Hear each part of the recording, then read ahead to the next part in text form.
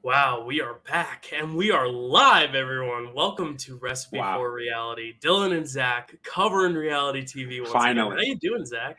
I'm doing great. I mean, it's been a while for the people at home watching. If you're some of our followers on Twitter or Facebook, if you're friends with us, we've been sharing it out.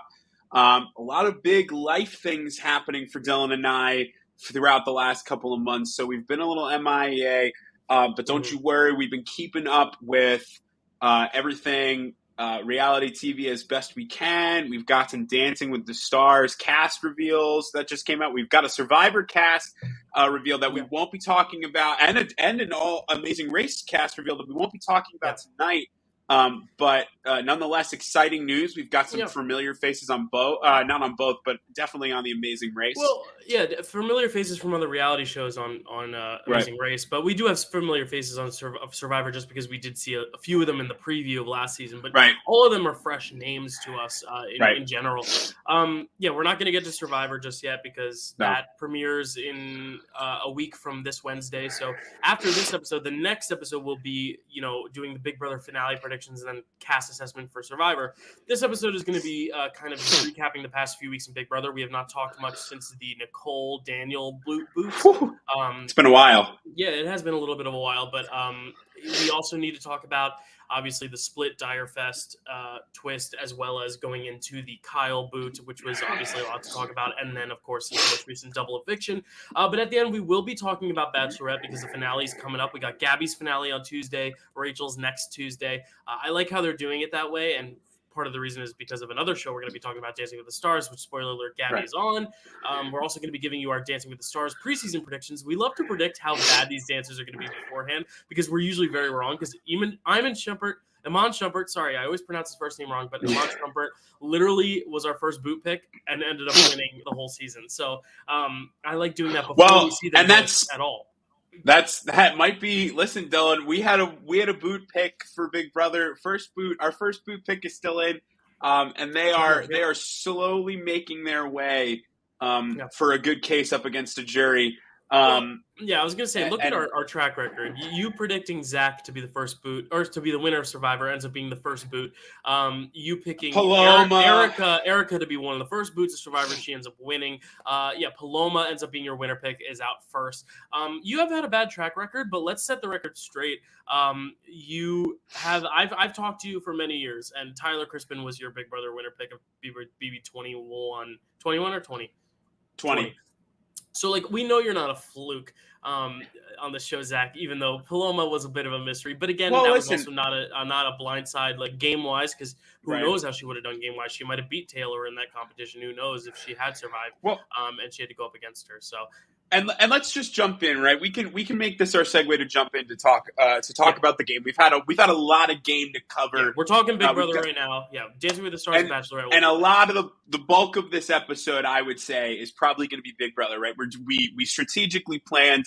We're talking after the episode just aired. There's obviously been a lot of episodes that have aired since we've last spoken. But one of the hard things about picking a preseason winner, right? Anyone who does a pool, anyone who watches any sort of reality TV show, you've got the studio kind of trying to set you up to look for your favorites and to look for a winner. The hard thing about Big Brother is that there's nothing to look for in an edit, right? Up until about halfway, and we've got some people to talk about when it comes to edit and how they're portrayed. But when you're trying to pick a preseason winner in all of these other shows, you've got a little bit of background within your previews to go off of. Within Big Brother, all you've got is kind of those introductions. And obviously you've got introductions for other reality shows as well. We get Survivor introductions, we get Amazing Race introductions, we get all of that. But the thing about the Big Brother introductions is that you get them and then they go into the house. And, Paloma's introduction was super strong. And it just so happened that she couldn't handle it, right? There was just things that she couldn't handle, which leads us into the gameplay, right? So where we ended off, Daniel had just walked out the door, and we were walking into a Taylor, Taylor HOH. Yep. And I got to give you the credit, Dylan. Yeah. You picked your winner pick. She's still there. Not only is she still there, Taylor has had one of the best underdog stories we've had in a while. If I'm going to compare her to anyone, I think I would compare her the most truthfully and honestly to Ian Terry, right? Mm-hmm. Ian Terry, Ian you're Terry, looking at first week target, first week boot without like safety from almost out of nowhere. And he didn't win that safety goes either. on. Boogie won that coach's comp. If Boogie doesn't win that coach's comp, he doesn't save Ian. If he saves someone else, like who else was on his team, Frank or Jen City or whatever, like literally anyone, totally different season. Right, and that's very similar, right? Taylor. Now, and Dylan and I didn't discuss kind of what we were gonna, how we were gonna handle this, other than we knew what we were gonna talk about, right? But we've only got right now. We can talk about some of the boots, obviously, but we don't need to spend as much time. We've only got 6 people in the game left, so I think if we want to do it, we can spend 5. Sorry, R.I.P. to the 6th. I know you were gonna say. I was gonna say you don't want it to be 5. No, I don't. But I think we can spend a little bit of time on each of the 5's game. And if we want, we could start with Taylor. She's your winner pick. I'm going to go first to let you have your winner pick. To, let you really get that, like get into the meat of your winner pick. Because I think she's a great pick. Taylor, what I love about Taylor is that Taylor presents the kind of game that Azah last season wanted to play, but actually and realistically the game that if Hannah had played her cards right, I think the game that Taylor plays is the game that Chada plays if it takes her to the end, right? And because at any moment, Taylor can be sent home. But her relationships with everybody in the house is so good. She really took advantage of the fact that she was that target those first couple of weeks, and pretty much has been a target up until all the people who finally deserve to leave left before her. She continues. And I'm not going to take the big spotlight away from you because I know you want to talk about the move. But she doesn't have the comp resume, but she's got the social resume and the strategic resume that a lot of them don't have. And my hope is that when she gets in front of a jury, because I will tell you, I'm rooting for Taylor at this point. My wife, Rachel, and I are both rooting for Taylor at this point in the game. If she gets in front of that jury, I need her to win because I think she's earned it. And I think you said it best. Comp wins is where she doesn't have the leg up. And I think that's why she doesn't have a lot of control. She's been able to sway a lot of the moves and the votes, but I don't think she's been able to like mandate it herself. And I will say her weak link, her downfall could have been her HOH because she did kind of the same thing Frenchie did. She promised safety to mostly everyone. She said, I'm not going to nominate another black woman. So Jasmine, the leftovers' biggest target, wasn't available, and they had to pivot. I'm just turning on the AC. To Alyssa, and then, of course, Kyle didn't want Alyssa to go, so then it ends up being Indy. Now, there could be a lot of danger in that because she did kind of promise Indy she wouldn't nominate her and only had to because, like, that was, like, the last result because she wouldn't nominate Jasmine for personal reasons, which is fair. But then because of just all the mechanics, as you dwindle down, you can't promise safety to too many people. It's how you get in sticky situations. And honestly, I think Indy might not have respect for Taylor because of that. So I think that's already one jury vote Taylor's not getting. Now, obviously, the rest of the jury, I think, does respect Taylor enough to give her that win. But, and obviously, Jasmine and Terrence have said their own shit. Oh, wait, Dylan. I just got a text message from a friend of mine who's watching. There's no audio on our podcast right now. What? There's no audio. I just got a text message from someone watching. There's no audio.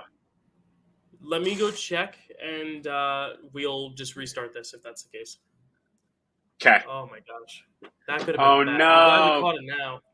Yeah, I'm glad someone was Andy Batista is watching, and I love her. She can't even hear me what I'm saying right now. Oh. Andy, can you hear it? Okay, cool. I'm glad that we have I'm going to check on my phone as well. Yeah, Nina says she can hear. She's on here, so it must be a problem with whoever's listening to us. But thank you for calling that out because as we have not mentioned, we are live. So if you have questions, you can say them right here. Nina can hear. So thank you, Nina. That's my sister. That's live television, people. But basically, what I was about to say with Taylor though is I think that 1 week was her worst week. But the problem is that's her HOH week. I don't think she used it to get out a big enough target, but I think Indy was just the safest boot, whatever. But everything else Taylor's done has been pretty good. Really quickly, if you were someone who couldn't hear and now you can finally hear because I've got the confirmation it's working. We're talking Big Brother. We're talking Bachelorette. We're talking Dancing with the Stars. We're catching up after a long hiatus. right now where we left off was we had gotten to right before Indy's eviction. And we're talking Taylor's game as she's in the final five, and that was her HOH. We love a live show where things go wrong, but it's okay. That's how it goes. And thanks for watching. Thanks for watching. You know what I mean? What's amazing about Taylor is she has 3 different games. She has the first, she's pre-jury, she has, or pre-leftovers, then she has leftovers / her week of HOH, and that's where it kind of peaks of like, oh, it was a messy week of HOH. But then ever since then, she's not been targeted. She's been kind of coasting. She's been okay. And like I was going to say, Jasmine and Terrence talked a lot of shit about Taylor in the house, but I think if they see her sitting in the final 2, Taylor can make a case to them. I don't think she has their votes, but she can make that case to them. I don't know if she can do it with Indy because she promised Indy safety, got rid of her or whatever. But what I was going to say about Taylor earlier when you brought her up is that the beginning of the game, I honestly think by sacrificing her own sanity and going on the block so many times as she did, that was perfect for her, because now week 4 you already set yourself up to where no one wants to nominate you because they feel bad. So you basically kind of confirmed yourself for at least 3, maybe 4 weeks of safety, because no one wants to nominate you because you were nominated so much in the beginning.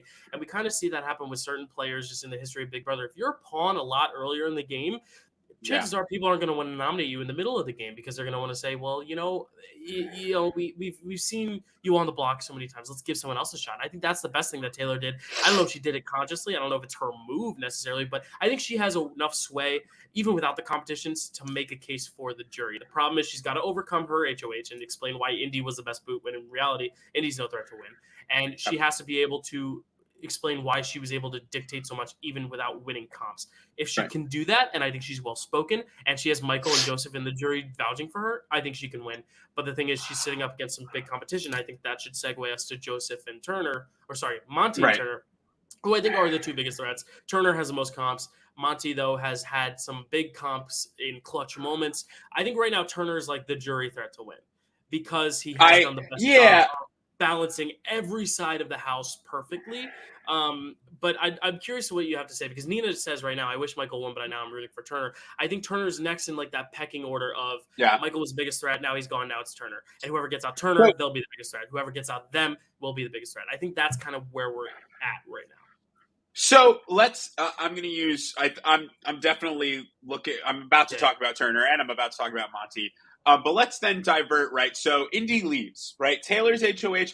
And one of the things I wanted to say really quickly was, I think one of the hard things about the game is that when you're HOH, you have to defend yourself on your HOH and on the certain weeks, right? Where the truth about it is, like, once you put people up, it's not really up to you anymore. And that's one of the things that I think about modern Big Brother. A lot of the people you see go into the house, and especially the alum who talk about it, and, a lot of BB Twitter says what people forget is that you don't need to do what the HOH wants, especially because the HOH been, though. And that's the hard part, is then, you're asking Taylor to defend her game and to defend that move, when in reality, all Taylor did was like line people up and let the house decide. So in reality, honestly, I look at it as less of like hey, Taylor, why did you put Indy up? And more of like hey, you had me. Indy was up next to Terrence. I can't remember who she was. I think she was. I think it was. I think Terrence. Yeah, because Alyssa was not on the block as Kyle. I think it's more of like a, hey, you guys, or hey, Alyssa. Why? Or I don't remember who voted. No, it was Alyssa. Hey, Alyssa, why did you vote for me to leave instead of Terrence? I was your friend. And then, I was voting with the house. Why did you do that? I don't know if it was. Pull it up. I'm not 100. Whatever. There was whatever. Yeah, I think it was unanimous. Yeah. We go into the Dyrefest. Yeah, Big Brochella split. Michael voted for Terrence because he was playing to the jury, and obviously didn't pay off because it doesn't matter. But yeah. Well, and then so we go into Big Brochella and Dyrefest. Yeah. Terrence and Michael HOHs. Well, I was going to say, when we were going to talk about the eliminated players, I was going to talk about Michael's game, because we have to go deep into Michael's game. Right.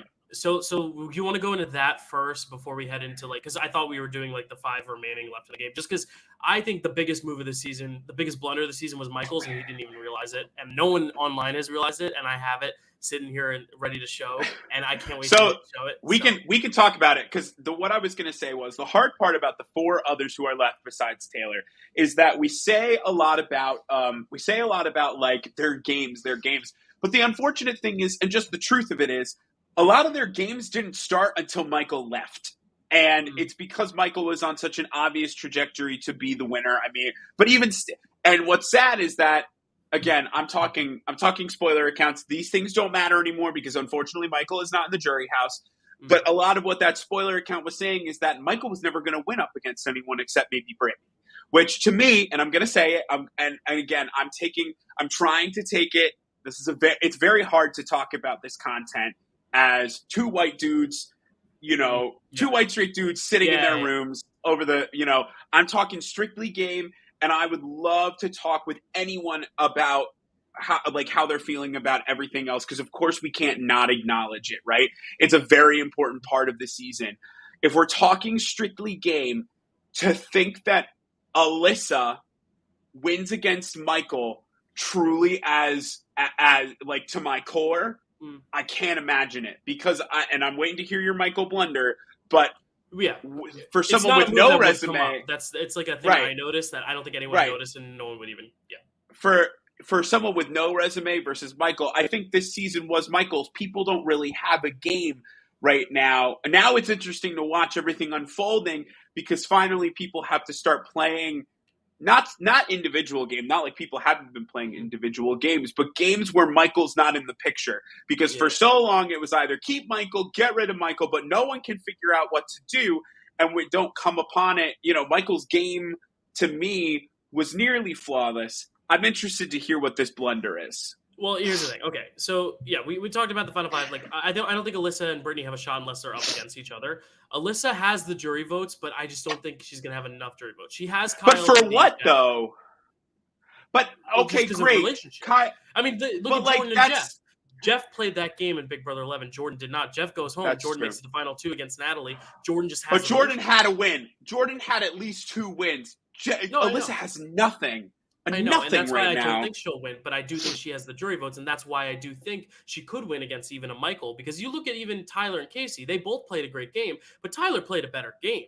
It's just Casey had better relationships in the jury, because you have to manage the jury, and honestly, Alyssa, in not winning those comps, didn't piss anyone off, and essentially by doing that, made better jury management. And that's why I think Alyssa does have a case to win if she's up against like Brittany and maybe Taylor. I don't think she could beat Monty or Turner, because Monty and Turner have the comp wins over them. I think it's I don't think she beats. I don't think we need to talk about the final five anymore, only because it's like, I think it's a pecking order. I think it's whoever took out Michael, being Monty and Turner, kind of conjoined. Whoever of them gets out the other wins. Unless they both get out, then whoever took them out wins. That's kind of where I'm thinking. And watching this most recent episode, which we'll get to when we go in sequence, it seems like Monty doesn't want to take the shot at Turner, but if Monty can get Taylor to take the shot at Turner, he's all game for that. And I think that's the right way to think about it, is like, who's going to take the shot for me, knowing, because the thing with Monty is he knows Turner's the big shot. It's just he can't take it because it's Monty. Just like I think Turner would know that Alyssa has jury votes, but he can't take the shot at Alyssa. Meanwhile, I don't think Taylor's anyone's plan right now. So I think Taylor has the best path to make it to the end. It's just she just needs a resume. I want to make sure she needs a resume. And I won't spoil what happened this week in Veto, because it hasn't been aired on TV. But I think, but it happened fast. That's big. It happened fast. Yes, usually Veto takes all day Saturday. I woke up to the Veto winner, which I don't think it happened at night. It was a night. Right. I've never that. It was crazy how fast. And there's controversy with that, because Monty was sleeping and had to put in his contact lenses, and apparently he didn't make it out in the backyard in time and was not able to compete. And that's been some controversy. Similarly to, there's always going to be controversies. There's always going to be what ifs and all that. But I think the final five, it's going to be that. It's whoever makes the big move to get Turner or Monty out is going to win, unless Monty or Turner get to the end. Then they'll win. If they're up against one another, we'll see. But I just think that's how it's going to be. But before you do that, let's go week by week, and we can kind of also talk about the final five in these weeks. But I do want to kind of go back to Dyrefest, because this is where I've been talking. I've been texting you for weeks, and I've been saying Michael has made the biggest move of the season, the biggest blunder of the season, and I don't think you realized it. Because when did the game fall apart for leftovers? Dyrefest, right? And it's because Terrence won HOH. So I'm going to just show you this. So in this competition, Michael beats Kyle, and he has to put 2 people up against each other. Jasmine, Terrence, and Turner are sitting there. He puts up the 2 people he doesn't want to win. He wants to knock one of them out, so he puts up Terrence and Jasmine. But do you see right here where the blunder is? because they know Yeah. whoever comes in second is going to be HOH. So whoever wins between Jasmine and Terrence is going to be HOH. So now he's realizing this as soon as Terrence wins, and they go, who's left? Michael's like, oh shit, it's me and Turner left. Because that means that whoever wins this is going up against Terrence. But because Terrence won this matchup, Terrence is guaranteed HOH. Whether it's Dyrefest or not, it doesn't matter. So I think that is the biggest blunder of the season. What has to happen here is if Michael says Turner and Terrence, and Turner takes out Terrence, Turner can then put Jasmine and Michael there. Michael beats Jasmine, then it's Michael and Turner, and the leftovers have the power. If Jasmine beats Turner, that's a different story. But the thing is, by making sure Turner didn't play, he was guaranteeing that Jasmine or Terrence was going to be HOH, which guaranteed that the leftovers were likely going to have to split up. Because if Turner's HOH in Dyrefest, who knows what happens? Yes, it could flip, but there's a very good chance if Turner's HOH in Dyrefest, I don't know how they're going to pick their side. Well, I don't think Terrence and Jasmine are the boots, or Alyssa and Jasmine, or Alyssa and Terrence. I don't think there's a way Joseph goes home if Turner is the HOH in Dyrefest. So that, to me, was a big blunder. Now, obviously, Michael's just thinking, I'm picking the two outside my alliance. But when you look at it, when you know the runner-up is going to win, you have to look at the four left. And to me, when I was watching that, I was like, no, wait, why are you putting them up against each other? Because the runner-up is definitely going to be HOH. And I think that's interesting. And now if they did know that the runner-up was going to be HOH too, I did go and check. But isn't that crazy? Like, that's something I don't think anyone caught. And I don't even know if Michael caught it. I don't know if Michael is now like, holy shit, wait, I just put Terrence and Jasmine up against each other. He probably realized it as he was walking up with Turner, that he was like, oh shit, wait, there's two of us who are going to win. Wow. And that's why I don't love this comp for a two-person HOH. I think what they should have done is something like the racing one, the relay races, or the slip and slide, or something where you can have just two winners. Because here it's like you have to like eliminate people, and then it becomes weird because then it becomes, if you're in the penultimate battle, you're guaranteed an HOH, but if you're in the last battle, you're not. And you don't know what you're... And you don't know what you're... I think it actually probably would have made more sense if they had separated the house pre the HOH. Yes. Because then it's just a battle to see who's going to... Which a lot of us were speculating was going to happen, was that they were going to get chips. And it was just going to be like, if you pull a red chip, you're on this side. If you pull a blue chip, you're on that side. And Oh, that really is. That's a good point. So if Michael doesn't pick Terrence and Jasmine, there's a good chance it's Turner and Michael as HOHs, and there's a good chance that we have leftovers plus either a Alyssa, Terrence, or Jasmine, one of the three of them in that house, and then the leftovers are the final seven. And the truth is, I mean, here's the thing. I would like to believe that that's a blunder. I mean, it's a blunder either way.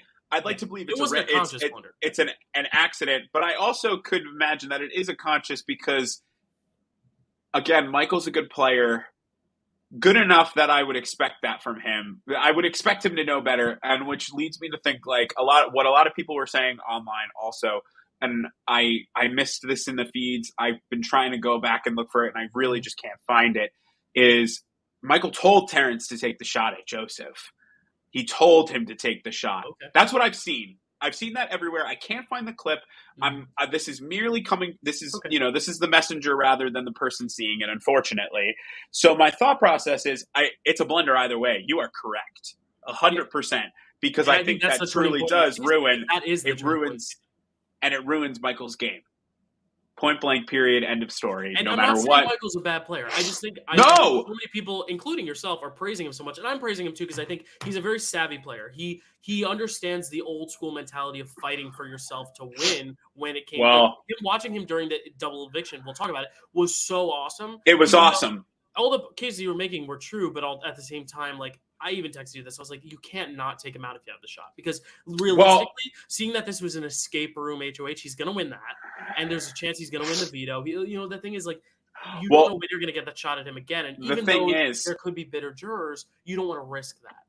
The thing about it is, he wasn't supposed to go until Taylor flipped Monty. Because if you had been I know you were watching the feeds. We're watching the back and forth. Yeah. Peridium also tweeted it out, and because I was just like, am I crazy? They really were on board. Turner and Monty knew from moment one that if the girls outnumber them, Taylor has the ability to win. Brittany has enough ability to win a competition. She's done it before. And Alyssa's unfortunately a wild card. So at the end of the day, the thing is, right. And at the end of the day, taking out Michael takes out a huge asset because then, I mean, again, if you're of the mentality, we go to the final three and we battle it out and see who wins. And honestly, if I'm Monty, I look at it and I go, I think I could probably win. Sure, Michael has a huge resume, but I can win. Turner, maybe not so much. Turner not wanting to flip is a little bit more of a shock for me because Turner was so pro Michael out. Michael was so pro Turner out. Yeah. And both of them were. And honestly, truthfully, I do think that, unfortunately, well, we can lead into it, right? We'll get there. Let's talk Brochella Dyrefest. Yeah, I mean, there's not much to say about Brochella because Jasmine goes. Because it was exactly what needed to happen.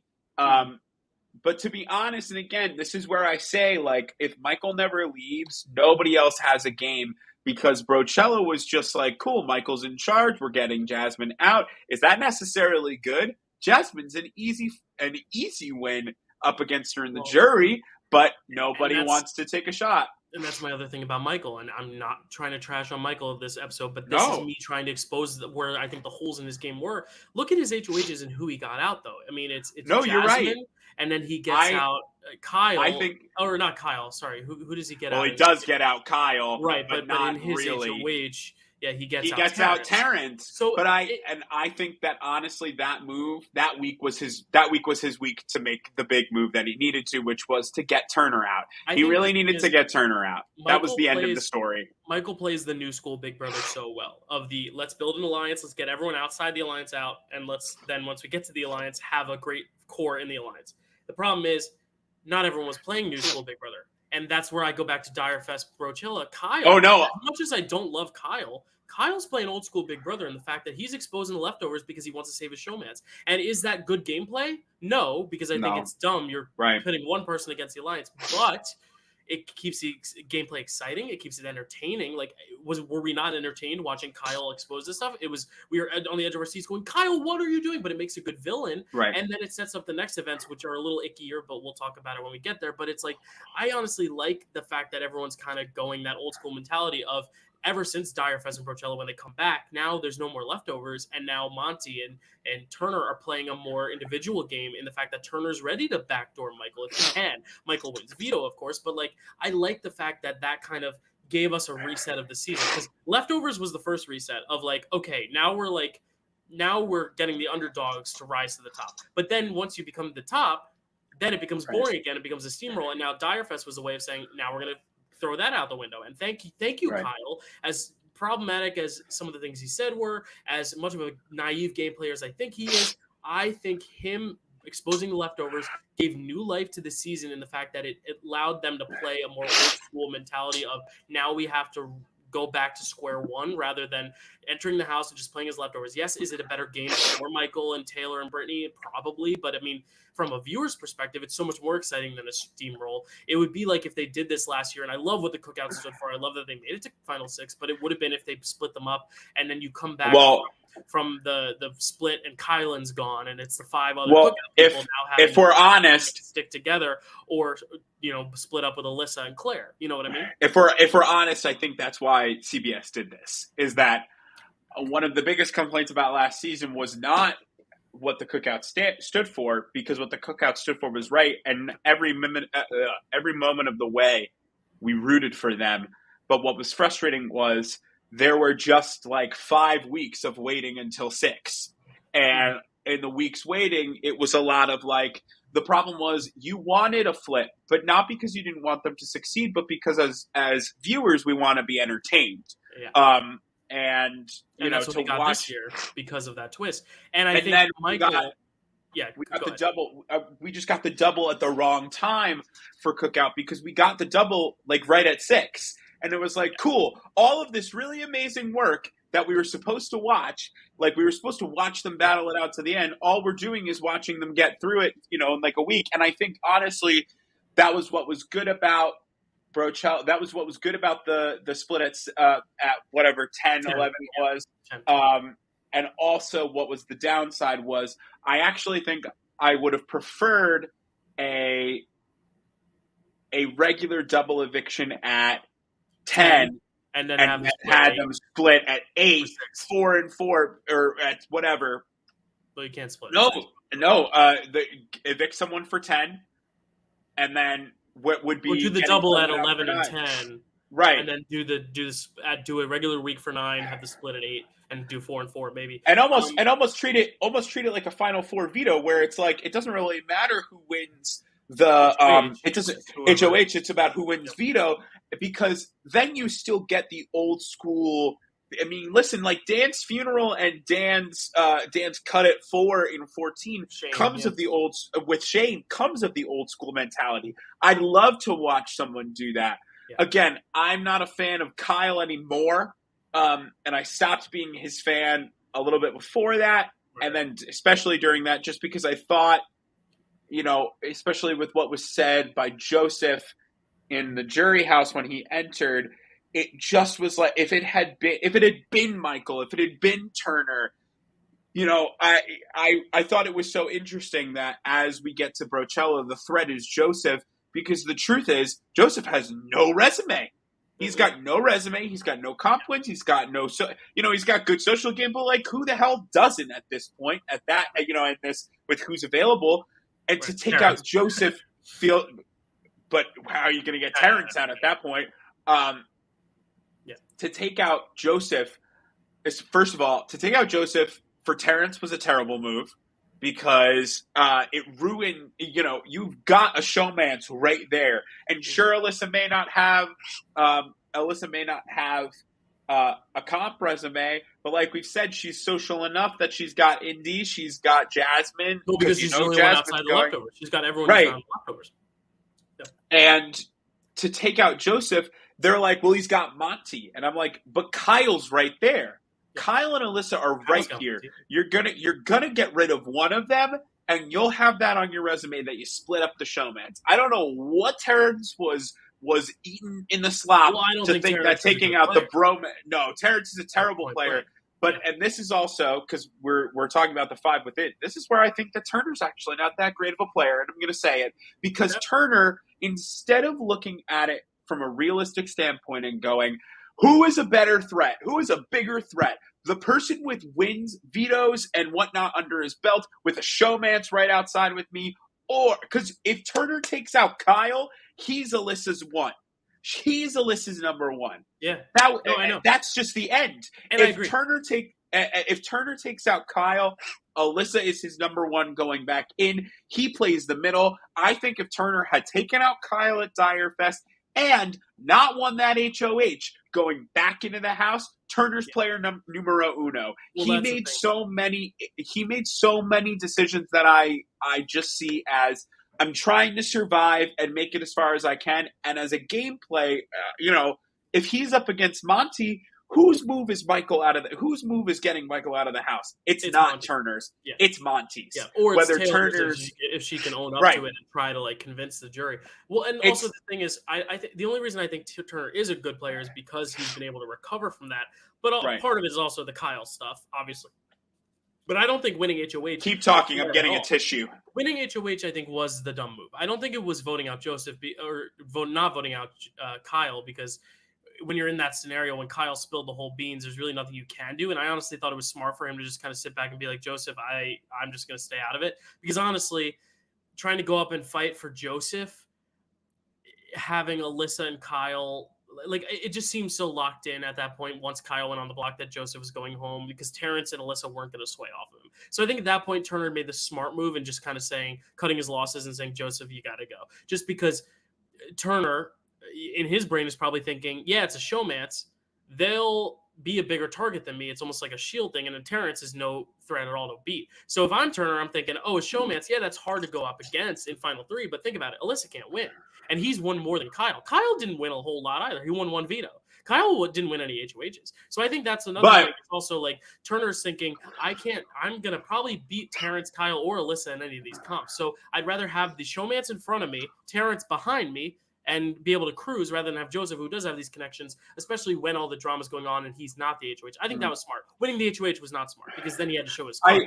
And I think that was the only thing is he got really lucky with the Kyle information dump coming out that week, and we'll talk about that next. But I think Turner got the luckiest of anyone. And I think if he can use that in his jury speech, he has a case. And I think that's why he's still a good player, is he's been able to jump around and still is able to get out of it pretty clean. The only thing is that he is wishy-washy. And I think if he doesn't sell it, I think he could end up giving a Paul final 2 speech. Paul BB18 is what I've got Turner as right now. I think the thing is Turner has to own up for it, and I just don't know if he's going to be as convincing to the jury. But then again, if he's sitting next to Brittany or Alyssa, I think he wins just because I think he's done more. But I think winning HOH was a big blunder on Turner's. And the reason why I know we agree on that. The reason why I still think that Turner's swap during Dyrefest was such a big blunder was if you as Turner, right, Alyssa and Kyle, Kyle and Joseph are up on the block. You're Turner and Alyssa. Alyssa, you know is going to vote for Joseph. You need to manage a jury. You need to manage. And to be honest, I think it would have made more sense if in the loyalty aspect, Turner had said, I'm going to make Terrence break this tie. I'm going to make him break it. I'm going to make him send Joseph out the window because there's no way Joseph is voting for Terrence up against me if I didn't vote him out. Yeah. And even if Terrence is upset with you, Terrence only wins because Michael makes his blunder, which, again, is even more of a great example of why what you found is so awesome. Because Turner comes out scot-free if he just says, I stayed loyal as long as I could up until the moment that my friend left the house. I still didn't vote for a leftover who remained true to leave.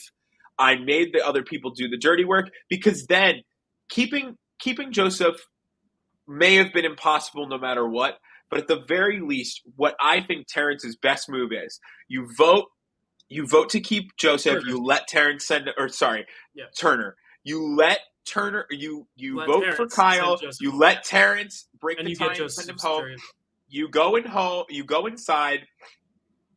You've got Joseph's jury vote. You go inside. You don't win HOH. You hope that one of your leftovers wins HOH. You have nothing to lose because no one outside, Terrence and Alyssa, cannot say that you were unfaithful because Kyle's the one who ruined everything in the first place, and you let it play out as it needs to. The only person you hope can't win is Alyssa, who you know can't win because she never wins anything, or Kyle. And Kyle may be a tough thing to really risk on, but as we see, I can't remember who was also close, but there were a lot of people who were close, and there is enough there that you like Taylor, Monty, they have enough wherewithal to win against Kyle. Whereas just winning the HOH, or even if you then, here we go, even more so.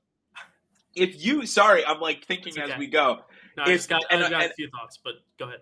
If you don't vote Joseph out and you make Terrence send him out the door, and then you go win HOH and you go, guys, Kyle lied or Kyle exposed us. I'm going to put him up and I'm going to put Alyssa up. And if either of them come down, we throw Terrence up and we get one of them out. And that's your big move because you have stayed most loyal. You've got a comp win under your belt and you've got jury votes in the house because it's a respectful thing. It's respect. I think, but here's the thing. I think, I don't think he has to worry about Joseph's jury vote at first because Joseph goes to the jury and who's he mad at? He's mad at Kyle. He's not even talking about Turner. So I really don't think Turner voting him out was that big a deal. But also, I think Turner realized in that moment, like I said, you have Kyle and Alyssa as shields and Turner behind you who can't win the game. I'd much rather go to Final Four with them, though, than Michael, Brittany, and Taylor, who are so tight, and Monty, who is a very good player. Like, honestly, I really think in Turner's mind, he was thinking that that's just an easier crop to beat than the people left in the house, especially Michael and Monty. And we see that because the next week he's trying to get out Michael. You know, if Michael doesn't win that veto, Michael goes home. And I think that's the thing is like, I just think Turner realized in that moment, the people out here in Dyrefest are much easier to beat than the people inside, because Kyle did do that. People are mad at Kyle no matter what. And they were able to kind of create that pact. I think that's why that pact happened, is because he was like, no, we can kind of just go in and have our own story, because they don't know what happened. I just think winning the HOH, though, I agree with you, is the blunder. It was such a bad move. Because if he doesn't win HOH, though, because he did make that move and sent Joseph home with Kyle, Alyssa, and Terrence, if Alyssa or Kyle win, Turner's safe. If anyone inside wins, Turner's safe. Turner's safe with everyone. I honestly think he played the best. I think that was his best move outside, was to just stick with Terrence, Kyle, and Alyssa, honestly, because I don't think Terrence, Kyle, and Alyssa would rat him out afterward. Like, I think it would just all the heat would be on Kyle. I don't know. But let's transition now into this next week with the Kyle stuff. I don't want to get into it too much, just because it's very clear cut what happened and how it all went down. Kyle was the right person to go, obviously, but obviously there is that mentality of, was this a strategic move on Michael's part? Why was he not coming forward with the information when he first heard it? And honestly, I think those are valid criticisms. As much as I like Michael, and I don't think we should be comparing the two. I think what Kyle said is far worse than how Michael went about saying it. But I don't think Michael's completely scot-free either. I do think Michael should have... Or Brittany. I think holding on to it until they needed to try to get someone else on the block. Because think about it. Michael uses the POV on Brittany. Who is Turner going to put up? Probably not Kyle. Turner's probably going to put up maybe Terrence, maybe even Monty. Maybe Monty goes home there. And I think Michael... he saw that as an opportunity, and the way he was going about it before he said it, it was almost like we're going to expose Kyle, like almost like it was strategic. And for me, that sit pretty badly with me. But I don't think it should be compared to what Kyle said, because I think what Kyle said is what he said. I just think it's the messenger shot the message a little too late, to the point where it's like, why are you bringing it up now? And I honestly think this house meeting, I think Taylor, Monty, and even Terrence, though, I think were the best to speak about it. Obviously, they are the black people in the house. They have that perspective. But I think what they were saying, Kyle, what you said is wrong and unexcusable, but we still love you and we're going to try to help you grow. But also, Michael, we would appreciate you saying it, but you did say it very late. You should have come forward a few weeks ago and said it. I think they were both wrong in their own reasons, but I think one is more wrong than the other, obviously. But I do think both are wrong for both the right the reasons. So I don't want Michael to get completely, bashed for that, but I also don't think he should go without criticism. I think it's still clear that people love Michael, fans love Michael. Some people were, a little turned off by what Michael did here, but I still think Michael, this wasn't like a game blunder. This was just kind of like an uncomfortable situation in general that this happened, that Kyle said it. It's just very awkward, and I feel bad that this had to happen this way, because I feel like it kind of just made it different. It became so much more the game, and I hate when that stuff happens, but at the same time, I'm glad it came up, because I think Kyle should be, reprimanded for what he said. It's just a very sticky situation. And do you have any thoughts on that before we move into the double eviction? Just because I did want to touch on it. There's not much to say. It's not a strategic move, even though some people are saying it is. It's just tough to talk about, So this is more of a conversation about the fans than it is about the game right now. And if people come back and they watch us, I hope that no one takes it the wrong way. What's hard about Big Brother as a game is we all have to ask ourselves a question, right? And the question is, what would I do for $750,000? And at what point do you at what point do you look at it and say that you've crossed a line? I believe that Kyle crossed a line. Oh yeah, big time, and there's no question about it. No. When it comes to Michael and Brittany, I very much agree with you that I think that what they did was not 100% okay. It was not. But I can already hear the people being like, "Why is there a but?"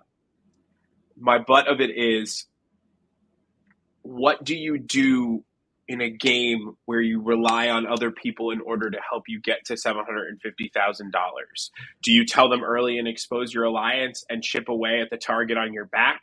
Or do you keep it to yourself and hold it until the last possible second? And this is kind of what we get. Again, I don't think it's right either way. And unfortunately, the worst part of it is that it never needed to happen. I think that's what's hard, is that it never needed to happen. And the thing that will always sit wrong with me is that Kyle immediately was like, they're trying to make it about race, and it wasn't about that. It was about race. Yeah. He made that clear. And there are clips that were not aired. I actually think that Kyle got away, not in the jury segment, of course, but Kyle got away cleaner. No, the jury segment was rough, and it was amazing. Good on them. Good. It was, and that's, they were rough on Michael too. Because Joseph was like, were rough on Michael. Why wouldn't they talk about it earlier? And honestly, I think that is the best way to approach it. Is that what are you saying? But also, like, wait, but why would they? I think both of them were wrong for those reasons, and I don't think they're comparable. Is what I No, they are both wrong. But I am 100% of the mindset that one is more wrong than the other, because with that, it just never should have happened. What has bugged me as a fan is the editing that CBS gave to Michael and Brittany, making them more villainous than Kyle for a good portion of the episode that it occurred. Mm-hmm. Again, Kyle then was given the edit he deserved in the jury house, which was good, because if it had not happened like that, it would have been terrible. And again, both were wrong. I truly believe that one was more wrong than the other, because with one, you can ask the question, what do I do in order to win $750,000? And with the other, it's, why did I bring this up in the first place? Well, and also, it's important that we see Taylor afterwards say, but here's the thing. We still want you to learn from this. Like, this isn't, we don't want to cancel you. We don't want you to be completely irredeemable. Same as what Indy said. Indy was very mad. She stormed off, but then she came back and was like, listen, this was a mistake, but we're going to get through it, and you're going to learn, and you're going to grow up.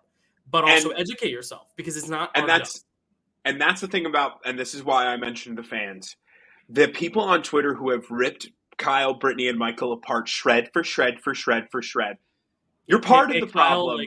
You're part of the problem, because people's families see that. And you know who else sees that? The people out there who are, in one way or another, who maybe have never said anything in their entire lives about it, but have unfortunately thought those things because of their upbringing, because of the conditioning that they've received. They see that, and you don't know if that then forces them to think, oh, I have to change. Because it's what Indy, Joseph, and Jasmine did is what, from what I've seen in my lifetime, truly helps to change people. Saying, what you did was terrible, but we are going to stick by you, or we are going to hope and pray for you that you strive to understand and change and become better. Not because what they could have easily done is been like, Kyle, you're a terrible human being. We hate you. You are everything wrong with the world. And then what happens? Kyle just never changes. Mm-hmm. What my hope for is that, and this is why the cookout was so iconic, and this is why they were so important, because watching the cookout win was not only what deserved to happen, but it showed the world that what it took for a person of color to win was for 6 people of color to have to band together and make sure that no one else could even touch them. And that's why it was so important. And that's why we were hoping that what happened wouldn't ever happen. But of course, someone had to say it. Mm-hmm. And honestly, the thing that then kind of retracted me about all this is that in the exit interviews, Kyle goes, I can't wait to watch the end of season 23. And I'm like, wait, okay. So you're making these statements about the cookout, having not seen the ending of the season. You saw the beginning of the season, probably when they came together. And even in the early side of the season, like when we were talking about it last season, I don't think we talked about the beginning of the season together on the show. This show kind of came at the very came at the end. But I was doing my own videos, and I was even saying this cookout thing was brewing. It was not a big focus of the first few episodes. It kind of became a focus once like Christian got booted. So I think like the thing is, if you're only watching a few weeks of Big Brother and you don't really kind of understand the context of even what you're talking about, don't even bring it up. And that's kind of another thing too, is like, don't even bring it up, because the whole point of the cookout was that they had a black person win so that they would never have to do that again. And that's the whole thing is that the whole point of the cookout was so so that black people could play their own game and not have to play a game united with one another. They could play their own game. And that's the whole point. And so for Kyle to miss that point, it sucked. But I'm glad he has now the reflection time to go over it and learn it. And maybe at the jury house, assuming they have Paramount Plus, because Right. it's the network, can watch that season and actually enjoy it and see why it's so monumental and why they did what they did, so that people like Kyle didn't have to assume that again. And for anyone out there who watches, educate yourselves. Educate yourselves. If you're someone who thinks that I'm still doing it. I'm still doing it as a white person in a city that is so diverse, not just race-wise, but just in ages and sexuality. I'm always if you're sitting there on Twitter and you're tweeting out that Taylor is only still there because she's a black woman, which I've read those tweets with my own two eyes. If you're one of the people tweeting that out, it's time to educate yourself. If you're one of the people who thinks that Kyle was wronged in his game being sent out too early, it's time to educate yourself. And if you're someone who thinks that Michael and Brittany did nothing wrong, it's still time to educate yourselves, right? We have a lot of learning to do. So let's move past this week. Moving past this week, now we're on double eviction week, and this is where I think Michael's second big blunder comes. And honestly, it's not a huge blunder, but it's the fact that he doesn't take his HOH shot to get out a real threat. He gets out Terrence, and I get Terrence as a threat for his personal game, but when you have Terrence threatening to ruin your game in jury, I would just say, all right, maybe I should just go after the big threat. And Turner, while Turner may not respect you in the moment, I feel like Turner's someone you can more win over. Whereas I don't think Terrence, he's a grouchy old man. I really don't think he's going to come around to Michael. So I really think Michael should have used that opportunity. And that's honestly where I think we're going to go back to the final five. The only winning case Brittany has is if she wins a few more comps, makes it to the end, and can also say, I tried to get Michael to take the shot at Turner. And if she can do that with her big old eyes, then I think that's one of her moves that she could say she had over Michael. And that's why I don't think Michael was going to be a unanimous winner in the end, because I think Michael's made flaws. The flaw that I pointed out is a niche little thing that no one saw, but we even talked about it, just using the Kyle race thing. That could have lost some votes at the end. It definitely could have. And honestly, I'm kind of glad he didn't. It probably did. I'm worried that if he makes it to the end, that's all they focus on. And I'm worried that would happen, because Terrence would have made it all about that. And not that he shouldn't, because if Terrence feels personally upset about that, then fair. If Terrence wants to bring that up, he's a juror. He's allowed to say what he has to say. So I think putting someone on the jury who is very, very adamantly upset at what he did about the Kyle scenario, I think that's dangerous to put that person in jury. I don't think that should have ever been the target for Michael. I think if anything, he should have saved Terrence and said, hey, let's work together. Let's kind of get this back. Let's have something, because Terrence is a much easier jury beat at the end. I think that's his other big blunder, and also the fact that he just won so much early on.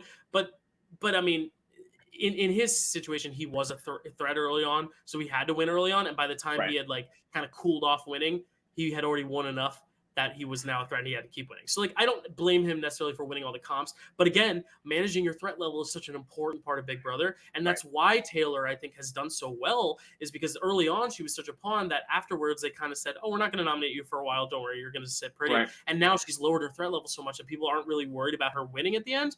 But I think she has enough to win. I think that's what's been so good about Brittany, is that she was able to latch on to Michael, lowering her threat level. Even Alyssa latching on to Kyle, lowering her threat level. Monty and Turner now are big threats because they had managed their threat level well, but now getting out Michael, they're the biggest threats. And that's just how the game works. But managing your threat level is super important. It's why we see Steve win, because Vanessa was always the biggest threat and he was able to cut her. That's why we see Cody lose to Derek, is because Derek was the bigger threat, but Cody didn't take the shot. And that's the thing, is you have to manage your threat level and know exactly when to take out your big threats and when not to. I think this was the right move for the rest of the house to take him out.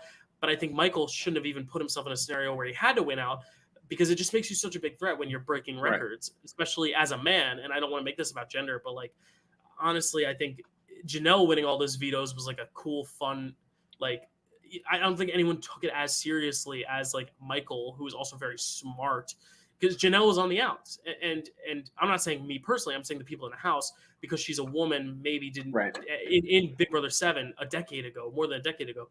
I don't know if they necessarily looked at that as a threat like they're looking at Michael winning all these comps. And I think his threat level plus the fact that he didn't take the move on Turner are the two biggest blunders in this game. But what are your thoughts on him taking out Terrence? And then we go into the double eviction. What were your thoughts on that whole thing? Because it was crazy. Yeah, I think that. Oh my God, I'm going to sneeze again. Hold on. It's okay. I can. No, I'm good.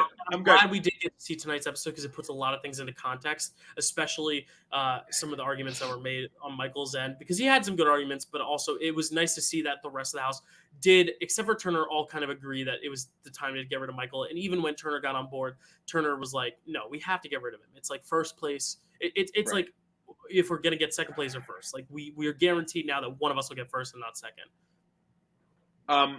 So I do think that Michael getting out Terrence was a bad move. And again, for pretty much every reason that you've said, I also just think that Terrence, I don't like Terrence as a game player. I don't really like him as a person, if I'm being quite honest. I don't like his, again, CBS is doing him fine with his edit, but he's talked a lot of smack about Taylor in ways that are just not okay. He's talked a lot of smack about a lot of the women that are really just not okay. Yeah, and it's a little confusing because he's saying things like he's talking to Taylor and he's like, I really want a woman of color to win, if not me, and then or a person of color to win, if not me, you or Monty, and then he gets out of the house and he says things like that in response to her video, her goodbye message, which was a great goodbye message because instead of antagonizing him, she's saying like, hey, I'm going to represent the people of color here. I'm going to be in the final two, and I hope I get your vote. Perfect goodbye message. But the thing is, Terrence, right after that, then was like, yeah. And then Julie goes, who do you want to see follow you? He goes, I would love to see Taylor. And I'm like, what? Which are you today? Are you Showtime or Snowtime? Are you hot or cold? Like, literally, Showtime or Snowtime is good. There's something about Terrence that as a player, you don't always see the old guy get very far in the game, and when you do, as you watch it unfold and as you kind of see it happen, I think the only other old guys we've seen in the last couple of years, Cliff, Memphis, technically. They were all old that season though. They were all, even Danny was in her 40s or whatever, right? I mean, right, but like the old guy, like that, like, ooh, my bones are achy. Like, you get that stupid stereotype. One of the things about it that always just confuses me, Jerry McDonald is so good. But, like, to me, that's strategic, and that's kind of the move you're looking at, right? You're keeping the old guy because you put him in there, all he's going to do is be angry. But it's going to ruin your game because you're the one who got him out. But I just think that Terrence as a whole, obviously was a bad move for Michael. But I just would not have enjoyed watching Terrence all season for the rest of the season. Game wise, best move is to keep him, get Turner out. I think that's Michael's biggest blunder for sure. But as a move for entertainment, thank God he's not there, and that moves us right into the double eviction. The double eviction was unreal, absolutely insane. It was amazing. Sometimes we don't get an entertaining double because it's usually, we're just going to pick off the next few targets outside the alliance. Now, because it's happening when it's such a split, chaotic house and so many different threats are emerging, I think it's very interesting. It's the best episode of the season yet by far, bar none. It was unbelievable from beginning to end. It was a little too heavy on the filler, but it was okay because it made up for it. The second hour was great. The actual Turner winning HOH, and obviously we've got all the Jury House segments. We've already discussed those. Unbelievable, unreal, absolutely incredible. Turner winning HOH again. I can't decide whether or not I think it's a good move for his game. I think that in the end, with 6 people, I think it is because he's I obviously think it's good biggest because he's a big target. To see him win was awesome, and to kind of see how things were starting to unfold was great. Again, I'm sitting there in my living room and I'm literally like, Turner winning HOH is great. Michael safe. We get into the veto, or we get into nominations. Brittany and Taylor. I'm like, all right, well, or Brittany and Alyssa. I'm like, all right, well, cool. We've got we know we're going. Everyone through the feeds that entire week, it was Brittany. Brittany is the worst. She's going home. Turner was like, Brittany's out of here. It's good. We get into the veto. I'm standing there the entire time like, this is Michael's comp. There's no way he's not winning. There's no way that he can't win this. He's small. He's quick. Everything he needs to be in order to win it. Just interject really quick. Great comp. I think this Great comp. It's a Survivor Great veto comp. It's a Survivor comp in Big Brother. Like, we need more physical challenges. We haven't seen a lot of the physical challenges are running back and forth to like put together a puzzle or whatever, or on a balance. Which is like, whatever. This was climbing, awesome. Crouching. Yeah, it was awesome. Great comp. Great, and especially for a double where your stakes are high, you're literally like, I have no idea what's happening watching right each now. person run and seeing them fail and being like, oh, who's it going to be? Yeah. And I'm almost positive that Michael said he was going to throw the veto if one of them won. I'm almost positive he said that. Because I think he wanted it. I don't know, because looking at I don't know if that's true or not. Episode, you watched tonight's episode, right? Yes. Looking at tonight's though, as soon as the veto ended and Michael talked to Monty, Michael knew he was fighting for himself because he looked at Monty and was like, "Oh, Monty, don't." So I really think after that he realized, he was like, "Wait, this is the first time I haven't had veto or HOH since when? Since Taylor was HOH, or did he? Yeah, because Kyle won that week because he took Melissa or whatever. Yeah.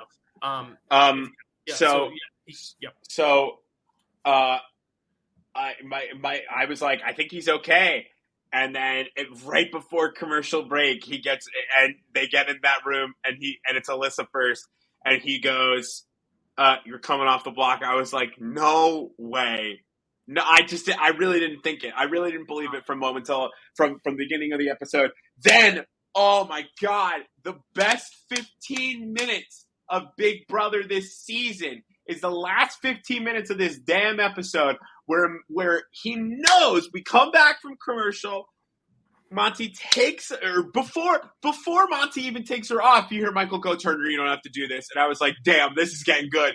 This is good. This is getting good. And it's the first time all season we've seen Michael lose his cool. And I think that unfortunately, that is really what did him in. If he had presented everything again, I don't know if Michael doesn't stay. He doesn't stay no matter what. He's too big of a threat. You put him on the block, you don't get him out. I mean, it's ridiculous.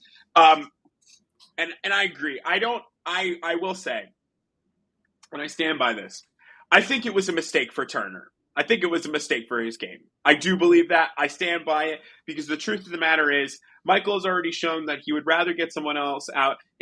Knowing now, with Michael able to play the HOH for the week, and I actually probably think Michael could have won this one. He could have won anything at this point. The escape room? You mean the job that he told everyone he was instead of a lawyer? And I actually think they thought he would still be here, and that's why they did that. They wanted him. I mean, we don't say anything's rigged because anything can happen, but like if there's a competition tailor-made for Michael, it was this one. So I think that for Turner, a bad move here. Because here's what happens. Ready? Turner's not on board with it, and he says, only if everyone's on board. Only if everyone's on board. You now have the opportunity. Monty takes Alyssa off the block. You know you can't put Monty up. You can put Taylor up. Or Michael, yeah. You put Taylor up or Michael. You have the biggest comp threat in the entire house right now, knowing that Monty wants him out, Taylor wants him out, and Alyssa wants him out. All you have to do is say, Michael, you owe me big, and you put up Taylor on the block. Everyone votes out Brittany. Everyone votes Brittany out. You're Turner, and you go up to Michael, and you go, you owe me safety until final 3. And Michael has to go, yep. And again, does Michael stick to that? We don't know. We don't know, and I'd like to believe that Michael, because honestly, Michael now knows Monty just won that veto. He's in it to win it for the rest of the season. I got to get Monty out. I got to get him out. You find out Monty, 100% goes to Michael and goes, Taylor made the move to try and get you out. Not me. I just executed it. And he goes, amazing. All the info's in my court. Michael wins HOH. This is just like a speculation, of course, right? Michael wins HOH. He throws up Monty and Taylor on the block or Monty, Alyssa, Taylor on the block, and he goes, you guys tried to get me out. So now you're going to fight to see who can get out. That's how it, and you let it go. Because then you end up at 4, and 4 is, again, just like a crapshoot. But if I'm Turner, you don't give Monty the resume builder, because that's, again, we said it. That's Monty's shot. That is Monty's move, not Turner's. You actually go. So then you get to final three, right? Let's again say it's Turner, Michael, and Taylor or Alyssa, because I'm assuming that Monty has had to have left because there's no way you don't get the second biggest threat out. Mm-hmm. Turner, even if Michael is, we clearly see that he can lose. If all Turner has to do is beat Michael in a final three, beat Michael or them in a final three, and go, Michael, I kept you safe as long as I could, but I can't let you come with me, and cut him, and that's the move. Turner's it. He wins. But no doubt, 100%. But it's a risk of having to beat Michael in the end. I think that's kind of the Nicole, Enzo, Cody thing. Is they were like, well, Enzo was like, if I can win at the end, I'll take Nicole, but you just can't beat Cody. And I just think that's the thing, is you can't risk getting that far to the end and having to go up against him. But even you said earlier, like with Taylor though, the HOH is not the one voting. So Turner, I don't think Turner's just doing. Monty's using the veto. Turner can put up Michael, but that's what I mean. But still campaign for Brittany. Like Turner could have still put up Michael. He could have still fought to keep Michael after he put him on the block. Because now, if you don't put Michael on the block, though, I feel like the jury loses all respect. Because they're like, why wouldn't you put up Michael? But then, you know what I mean? But here's the thing, right? Here's the thing: is that when it comes to like All Stars 2, sort of All Stars, it wasn't really All Stars.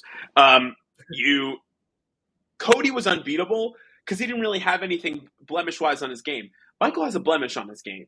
Michael has a big old blemish. And they were talking about how it's a blemish. Like they as they're leaving the house, the people who are voting, only 3 of them weren't there when it happened.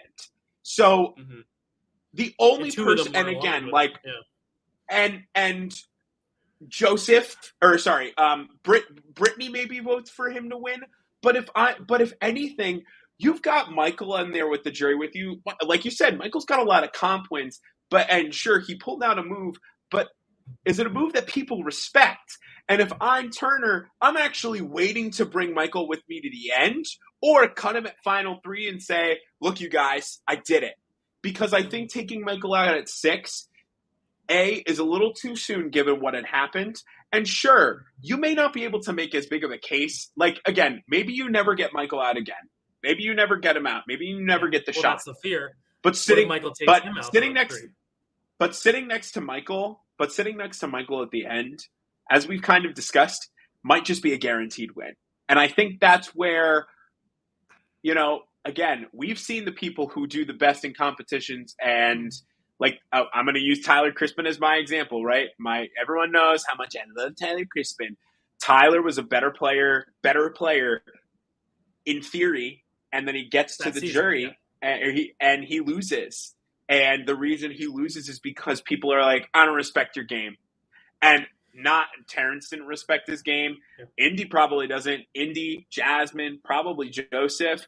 And that's 4. You need one more. Kyle's not voting for Michael. That's 5. I think the difference also, the problem. The difference is also, though, a few things. I get where you're coming from.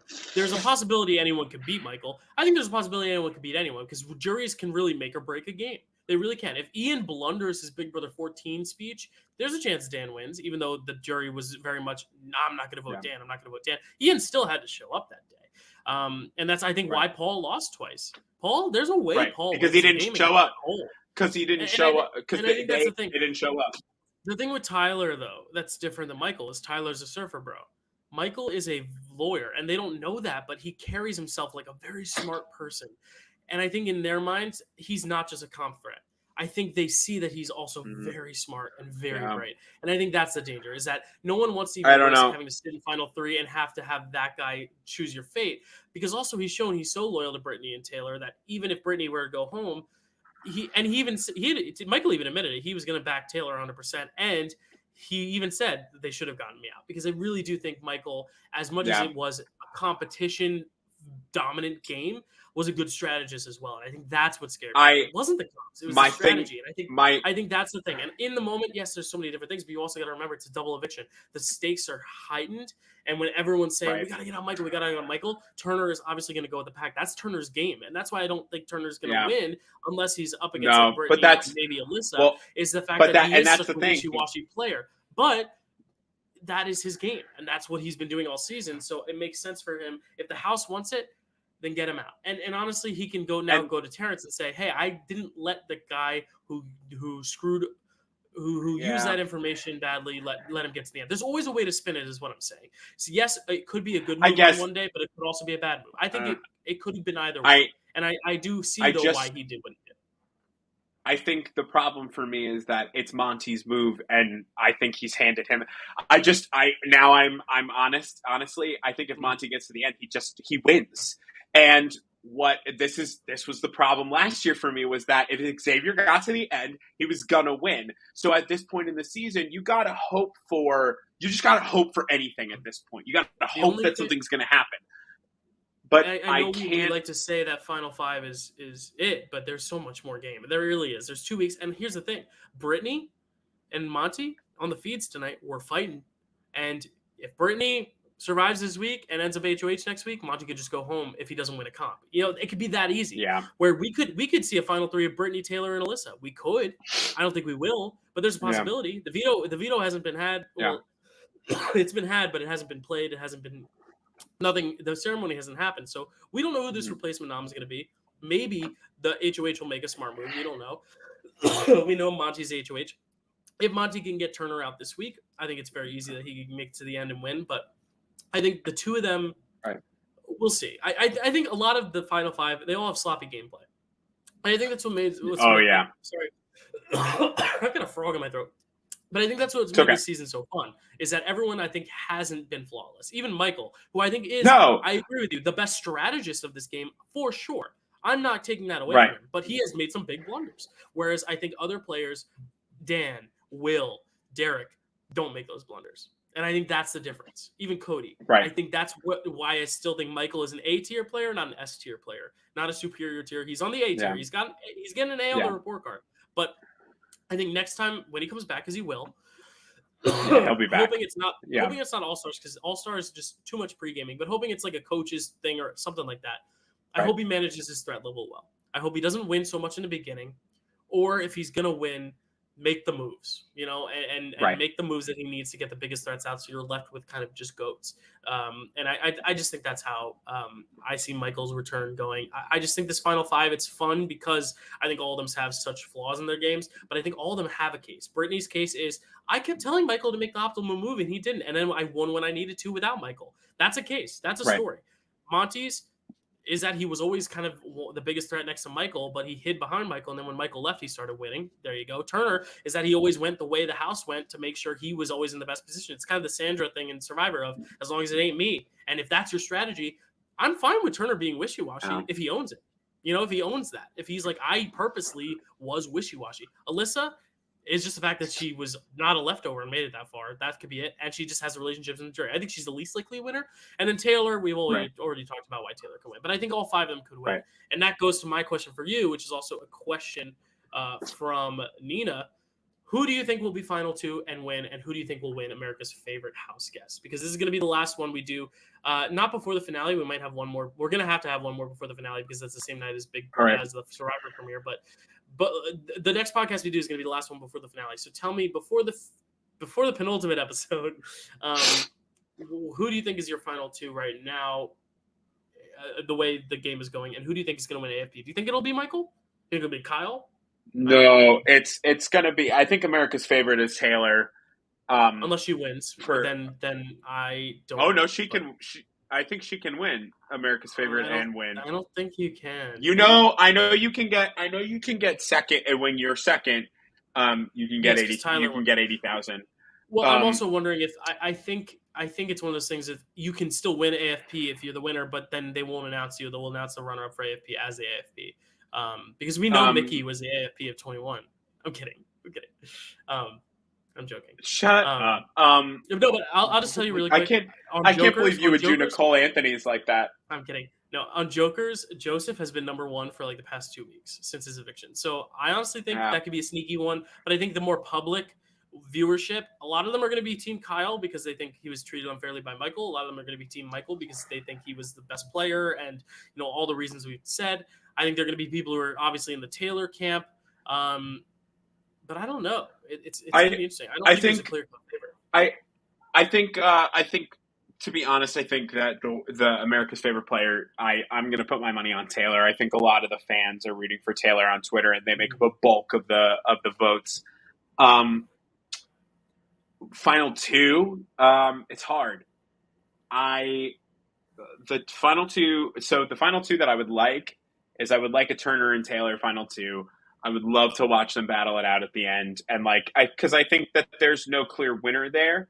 I think there is a clear winner if it's Monty and Taylor / Turner, no matter who it is. And I just think that Monty is the winner there. You know what? Unfortunately, Taylor could as of right now, unfortunately, I think that. Well, first things first is that the only thing I think the really big blunder on Monty is I think if you're trying to get Brittany out, that's not really a good target on your HOH because again, who's rooting for Brittany at this point in the jury? Really, no one. You want to get out a big threat, but to get Brittany out and especially to maybe get like Alyssa out if anyone comes down to get Alyssa or Brittany out is really a waste of an HOH at this point because Alyssa is your Victoria. She hasn't done much and she's been on the block a bunch. And I think that's his blunder, but unfortunately he's got the move right now, and the move is taking Alyssa off the block. Again, the only way that doesn't work in his favor is if he's up against. Truthfully, that could not work in his favor if Taylor's either in the jury, but Taylor can't go. Sorry, I'm trying to formulate it as I speak. No, it's fine. If Taylor, it's a loaded question. If Taylor goes out at third, I think that he just takes the move and owns it no matter what, because no one's really going to be able to let the other jurors know, hey, that wasn't Monty's move, that was mine, or that was Taylor's. But if she goes out at 5 or 4, then she can go to the jury house. Michael can be like, whose idea was it to get me out? And Taylor goes, mine. Then everyone goes, well, then Monty didn't really do anything. He just won the veto and took Alyssa off. But I think that I guess there's no real clear winner, but in my mind, truthfully, if Monty gets to the end with anyone, I think he's got the best case to win.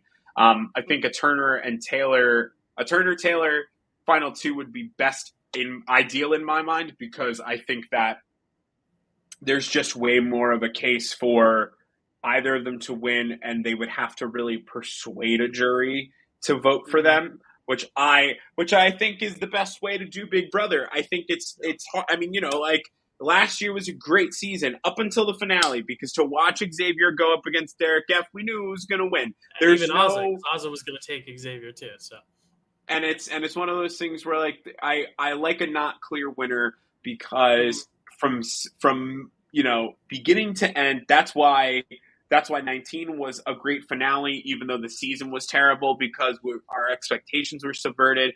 20 was so good because we didn't know what was going to happen. We had a feeling, and then all of a sudden it was different. 21 was not great from beginning to end because by the time Mickey got there, we were like, all right, well, we know who's going to win. 22 again, 22 was similar. Okay, great. We know who's going to win. 23, great. Yeah. Glad Xavier's there, but we know he's going to win. I don't want Monty at the end, not because I don't like Monty, but because I would like to see two people actually have to state cases rather than just talk because the episode demands it. That's what the finale is. Fine.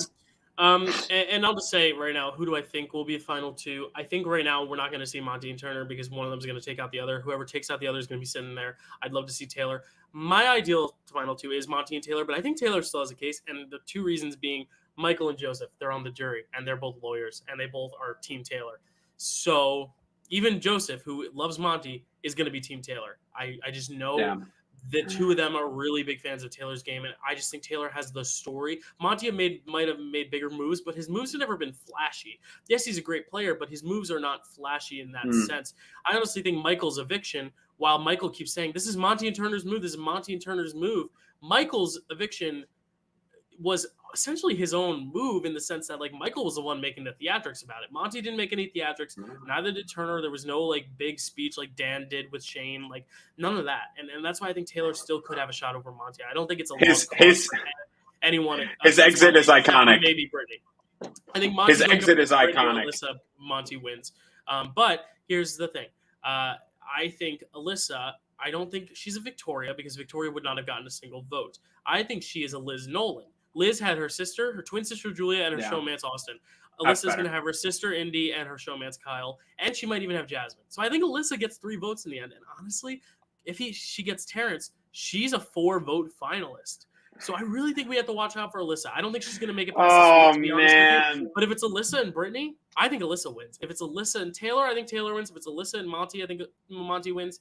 If it's Alyssa and Turner, though, if Turner doesn't sell himself well, I think we're getting a Nicole F. Paul final 2, and I think Alyssa wins 5-4. That's my bold prediction, but they would have to both get there. I don't think they're both going to get there. I don't think they're both going to get there because I really do think Alyssa would get Brittany's vote or like Michael or Taylor's vote, and she has Jasmine, Indy, Kyle, and Terrence. But that's only if they get to the end together, and I don't think that's going to happen. But if Brittany, I think that could happen.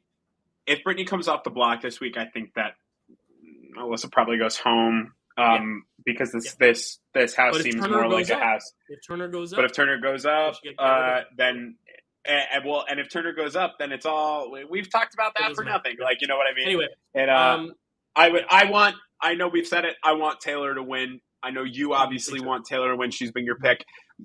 Recipe for Reality. I want Monty. If Recipe for Reality endorses Taylor to win BB24, and that's it. Yep. All right, hour 20. Let's get this wrapped up soon, but we still have to talk about 2 more shows. Challenge. Oh my God! I'm not caught up on the challenge. No, I'm not caught up. All I believe is that Angela Rummins should win. That's all I believe. She's so good at. It seems like a done deal, but Sarah's creeping up there. So good. Yeah, Angela and Tyson seem like the done deal. But let's talk about really quickly Bachelorette. This week has been crazy because I thought this whole time, just because of the way they kind of talked about Eric's dad, I assumed the whole you're the only Bachelorette here thing for Rachel was because Gabby left to be with Eric because Eric was the last one left. Because as we saw, Gabby broke up with both Jason and Johnny, so it's just her and Eric. Right. But the thing is, that was misleaded by the commercials. Gabby's still there. It's just Gabby's not doing rose ceremonies anymore because it's just Eric. Right. So he was basically saying she's the only one at the rose ceremony. That was a very misleading title. So I don't think Gabby's leaving with Eric early. I just think Gabby's not doing any more rose ceremonies. No, I think she's going to do all of her stuff. Yeah. But that brings us to our preview of the fact that Gabby apparently, after sending Johnny and Jason home for not being ready for engagements, they were clearly there because they wanted a relationship but weren't ready to be engaged. What show do you think you're on? Anyway, I digress. But now it seems like Eric wants the same thing because Eric is like, I just want to date you. I don't want an engagement. And that could be dangerous. But I just feel like Gabby and Eric have something special. I think they'll be okay. Yeah. I think the scarier thing is Rachel because Rachel very clearly loves all her guys. Tino, it's more of the lust thing, I think. It's Tino, it's night one. Because very clearly, it did not go well with his parents. His parents hated her. Zach, his family loved her. But Zach said after the fantasy suites that once the cameras went away, Rachel, it was like a different person. And I just think that we know Zach pulls her aside before the rose ceremony. Oh my God, my throat.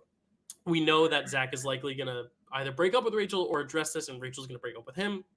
And then there's Avon, who I think is probably the best, most perfect fit for her, but has not gotten the screen time. So I really think it's going to be a matter of once Zach goes, is she going to pick Tino because it's Tino? And if she does, I assume all that drama we see at the Airbnb and the commercials is going to be after the engagement when things go wrong. Or is that going to go wrong now and then she ends up with Avon? But I just can't see it being Avon based on the edit. What do you think? Right. Or do you think Zach's moved back in? Or do you think Zach is going to stick around? I don't know. But I just think just based on last episode, Zach's gone. I think Zach's gone. Yeah, I think it's going to... so as far as Gabby goes, I'm actually... I was thinking about it today because I was like, why is she on that other ABC show if not because something big happens? Yes. So I'm going to tend to learn how to dance for her wedding. I don't know. I'm going to tend to. I actually will tentatively say I do think her and Eric get engaged. Because I just think that they're, like you said, there's something special. I think that they're going to get engaged, and they know that. I mean, you know, like bachelorettes who don't get engaged at the final rose ceremony have a much worse track. I don't have any statistics up for it, but just from what I know, the bachelorettes who don't get engaged seem to do worse than the ones who do get engaged, and that's like. Even then, it's that's like 2 to 1 also bad. It's like not really great. It's not a good way. track record regardless. But Matt James was a bachelor who didn't get engaged, who left dating, and so did Clayton dating Susie, and they're both happily together. So, I agree. I think Eric's worry is going to be a big focus of the next episode, but then it's going to all end up being okay, and he's going to end up proposing. I think it's going to be I'm going to keep you around, but I have my worries. And then at the end, he's going to be like, I've come to my senses and propose. And I don't think that's necessarily how you should go about it. Like, I think if he really just wants to date her, I think that's fine. But I get that's the show. They want to get engaged. What do you think? I was going to say really quickly, you can treat an engagement like a date. There's no rules that say you have to get engaged. Maybe there are, that you have to get engaged. You have to get married in 5 years from your engagement because of the Neil Lane ring. I don't know. We'll see. JoJo and Jordan didn't get married till this year, and they've been her season was 6 or 7 years ago, and they finally got married this year. Right. So there's nothing that says you can't. There's nothing that says you can't just wait, which I think is important about this show. There's nothing that says you can't just wait. Rachel. I'm gonna put my money on Tino, baby. I don't know. I just think that Rachel this season has been a little all over the place, which we kind of expected with her from Clayton's season. She was all over the place a little bit, which is so funny because she started so level-headed. Yeah, Rachel, I think she was level-headed Clayton's season, though. I don't think she really was. It wasn't until the end. It was the end that really kind of made it a little bit like she was all over the place. But again, how do you not be all over the place when this man is doing the things that he's doing? So I think that, and I think we've said it. We might have said it on the show. It's been so long. Gabby is more of a bachelorette. Rachel is more of a bachelor in paradise. And I think that she did a great job. I think that the hard thing is with Bachelor in Paradise, you have the ability to explore and not feel the immense pressure. Whereas with Bachelorette, again, the Zach saying she was a different person when the cameras were off. It's one of those things where that stuff you could have explored on the beach. And I think that maybe that's important. I think she ends up with Tino. I think that that's always kind of been the feeling that she ends up with Tino. That's what I was going to say is I don't know if it lasts, and maybe she goes and ends up dating Aven. And that's hey, I screwed up with Tino. We really did not last. I don't know. Do you want to try this? Aven just hasn't been such a presence, really. To the fact where the hometowns, they didn't have enough to show all the hometowns in one day. They showed his hometown on the Men Tell All, which is fine, but it's it just seems like he's always been the afterthought of the season. And I like Aven. I think he's the best of the three. I actually like Zach the most of the three, just not for her. I was shipping her and Zach until this week, and then this week, just seeing that switch. I know some people are villainizing Zach for it, and that's fair. Zach, is the one expressing these things and waiting till the rose ceremony to bring it up. Maybe not the best thing. Maybe should have done it earlier. But I think Rachel, though, she's the one who's obviously giving him a red flag, and it's his own business if he feels a red flag or not. That's just his emotions. And if for someone with an engagement on the line, you have to think realistically. And if that's just not what you feel, that's the point of fantasy suites, is to see what happens when the cameras are off. It's not to have sex. It's to have the privacy. And I think privacy is the first and foremost thing. And it just did not bring them closer. It brought them farther apart. Right. So I think Zach, though, I don't see there's a chance he's not the next Bachelor. Just because I know people have been saying, Nate, but Nate has the drama surrounding him outside of the Bachelor that people have brought up. The fact that he might have been in a relationship, whatever, I don't know.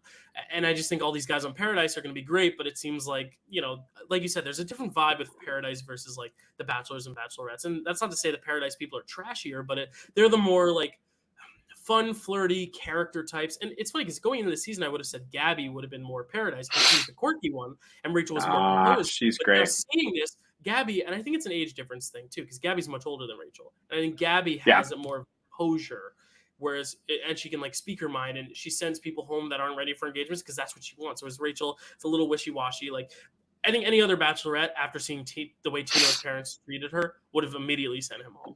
Because how do you marry into a family when family's that important to you? If family wasn't that important to you, fine. But when Tino says it's that important to you, I don't know why Tino wouldn't end it. You know, if your parents were like, well, I guess not for Tino, but Rachel should have just ended it with Tino, because if you have 3 guys and 2 families are accepting, one's not, it just didn't add up to me. And I think that's where the love goggles are on, whereas I think her immaturity shows a little bit more. But it is her journey.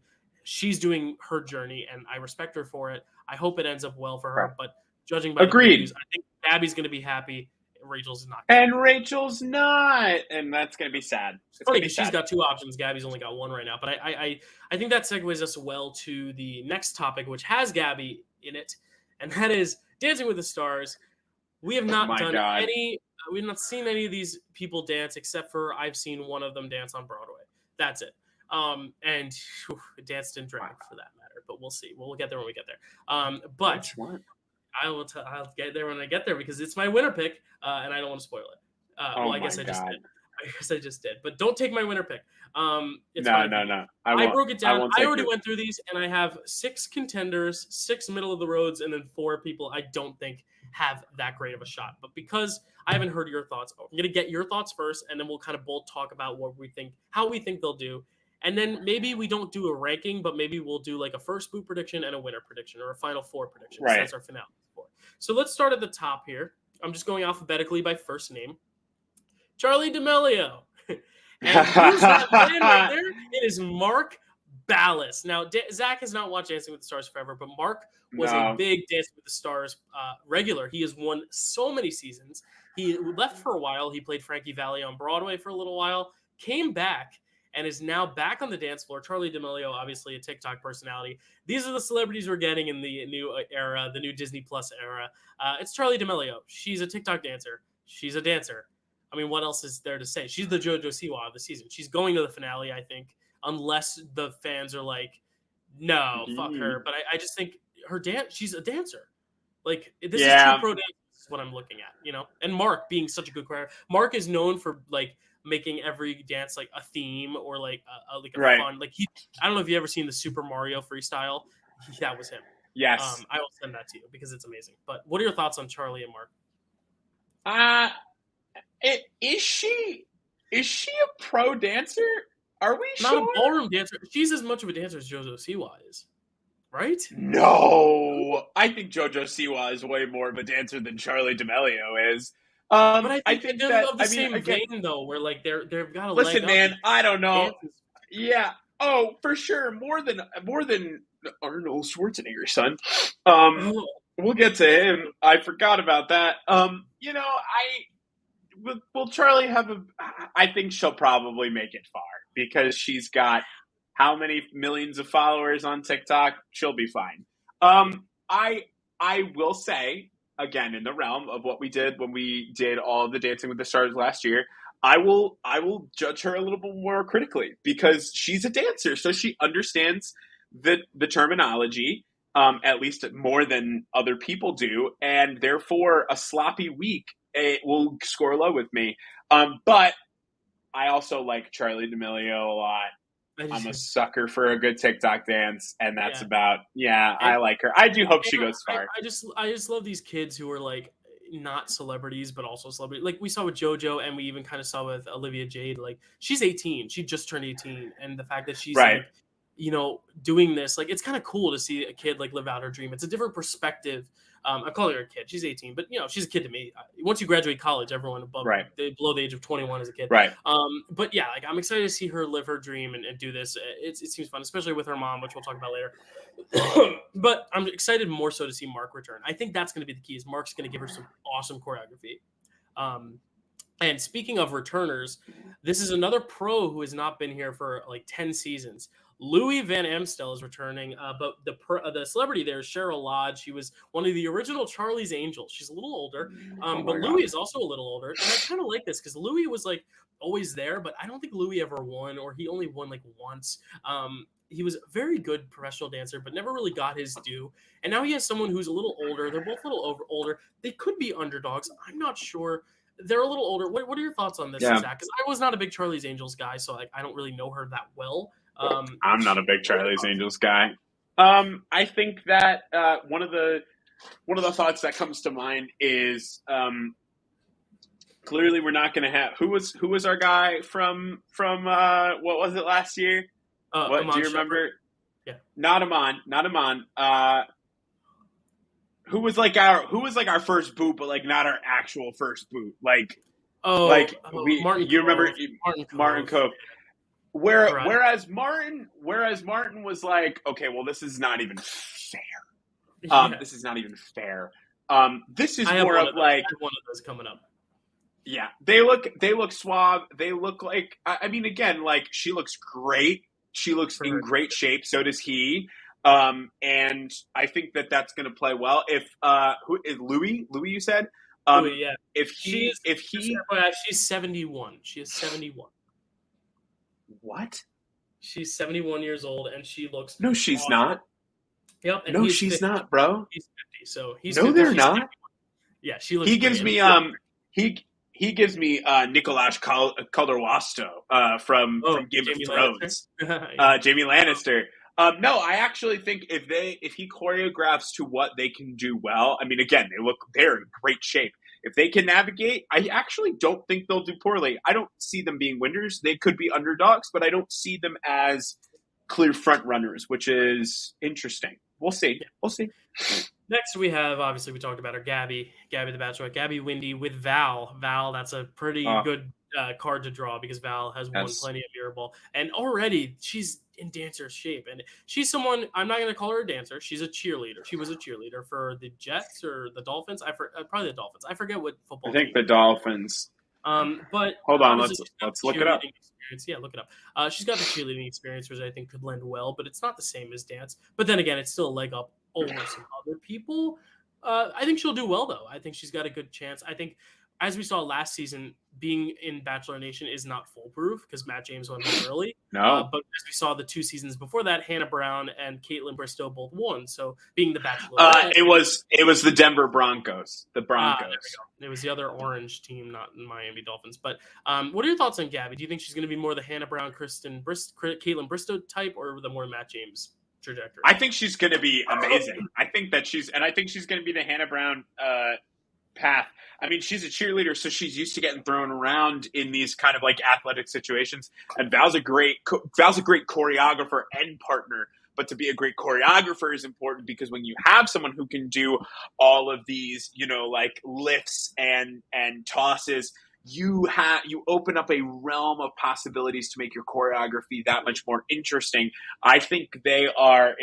I think for me, they're a top 5. I think for me, they're a top 5.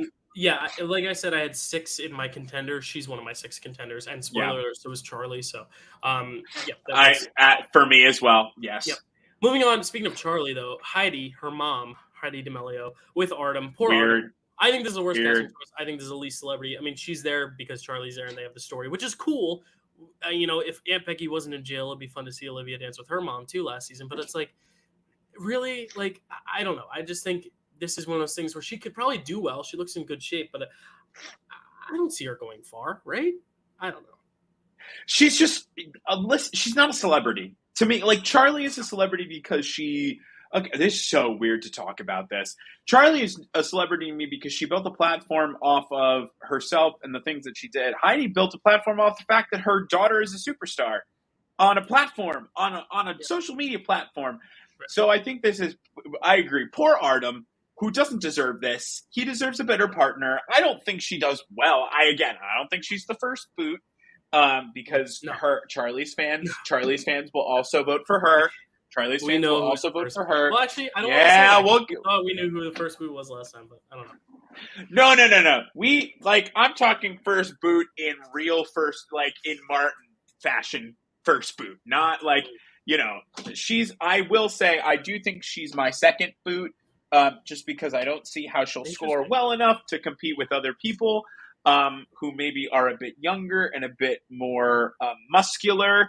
I just think this is a terrible pick. I think this is a terrible, terrible pick. Why? Someone must have said no. Someone must have said no and they were scraping. But they were the first two announced, so maybe not. I don't know. Next we have Jason Lewis and Peter Murgatroyd. I don't know if Peter's been there for a while, but maybe she was there a few seasons ago. But Peter is back. She's married to Max Schmarkowski, aka Val's brother.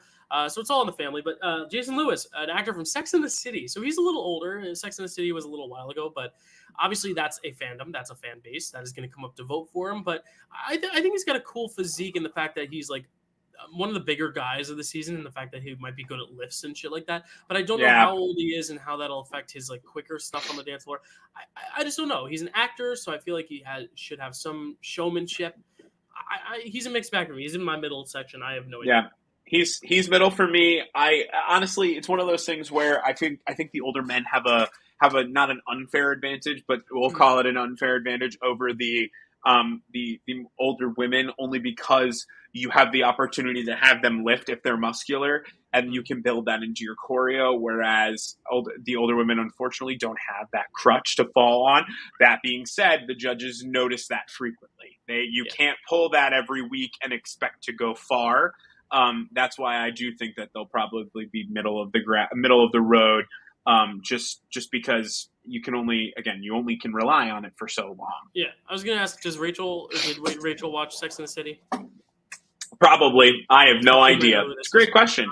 Yeah, so we'll find out, because she'll either be a fan of this casting announcement or not. Jesse James Decker, she's a country singer in Allen. I don't know much about her. I've heard some of her music, but like I'm not a country music like stan. I like it. I don't seek it out. Right. But she looks young and fun enough. Like Mel C last season was a little bit older, but like kind of a similar type where like she looks like she's in perfect dancing shape.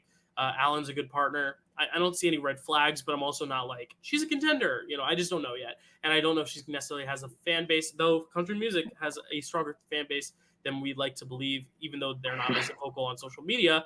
It's a pretty big fan base, so I don't know. Yeah, I have nothing more to really add to it. Cool. Alan's a good partner to have, so you're better off with him.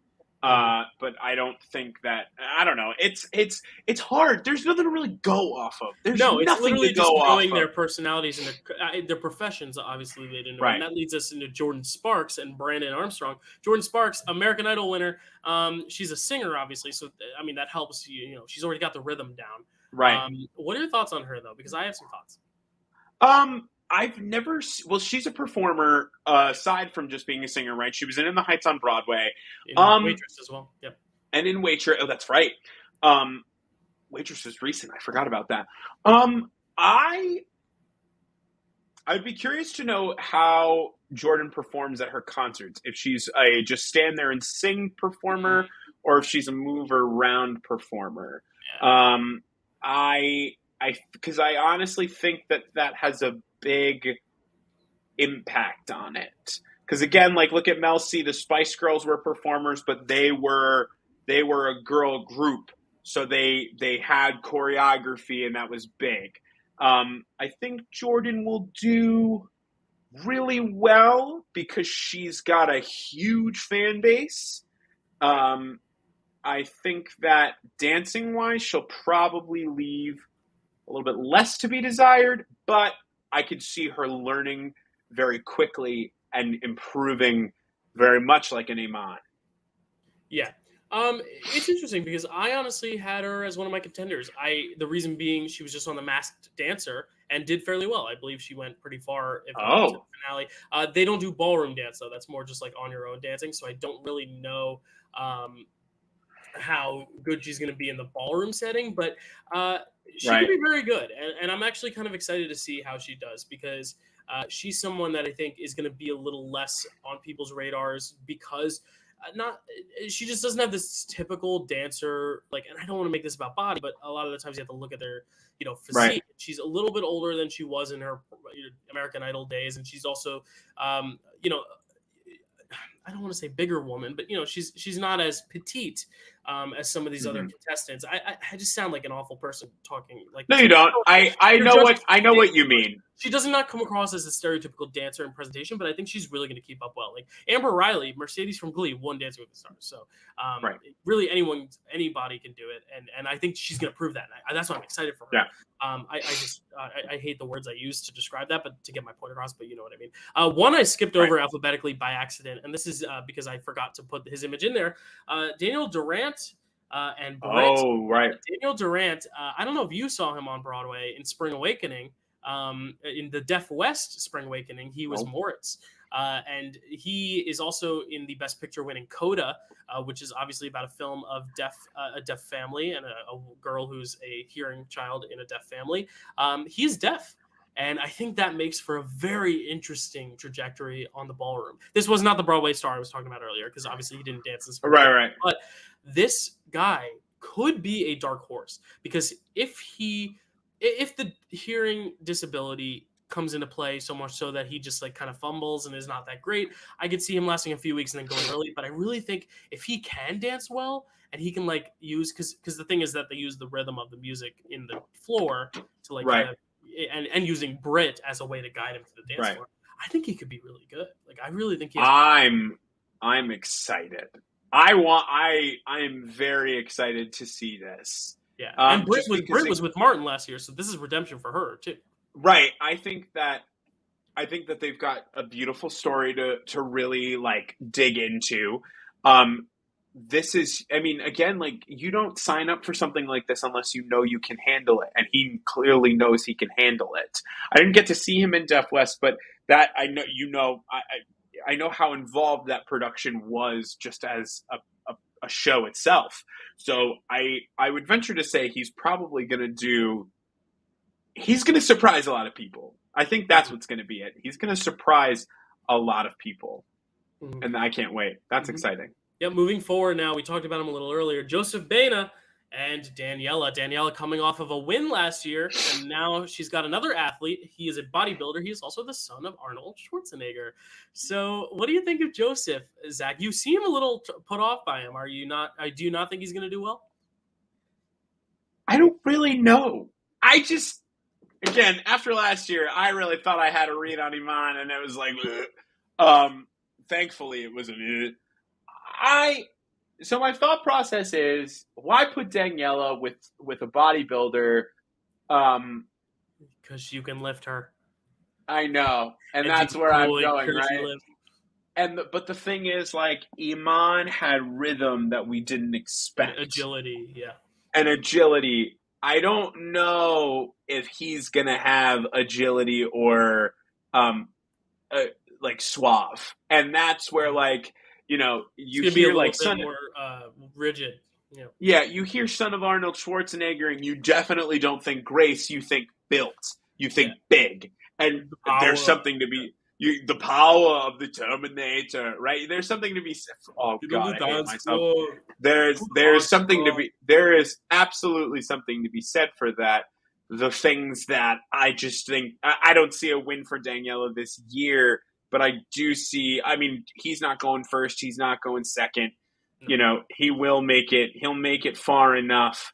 But I just, I just don't think that there's a big chance for him to make it far. Yeah, and now that you say that, he's probably going to win it all. Selma Blair, which was You're welcome, Daniela. You're welcome for another win. Selma Blair and Sasha, this was the name that got me the most excited, just in terms of, like, I have not seen this woman in forever. She was in a bunch of older movies. She's most known for being Vivian in Legally Blonde, the film, and also being in the cult film Cruel Intentions. If anyone knows that famous scene of those two girls kissing, that is her and Sarah Michelle Gellar.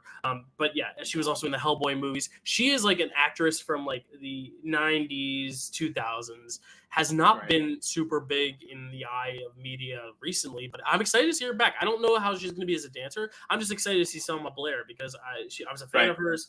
I feel like I haven't seen much of her. Apparently she's done some TV stuff since, but really hasn't been super prevalent in film recently. So I'm just excited to see her, and I don't have real expectations. She's middle of the road for me as well.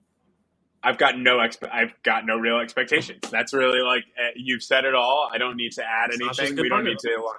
And it's more about their partners, right? You look at their partners and you're like, yeah, you're gonna do a lot of good stuff for them, and that's really just like what you got to think about. It's like, what are they going to be able to do for, their partners?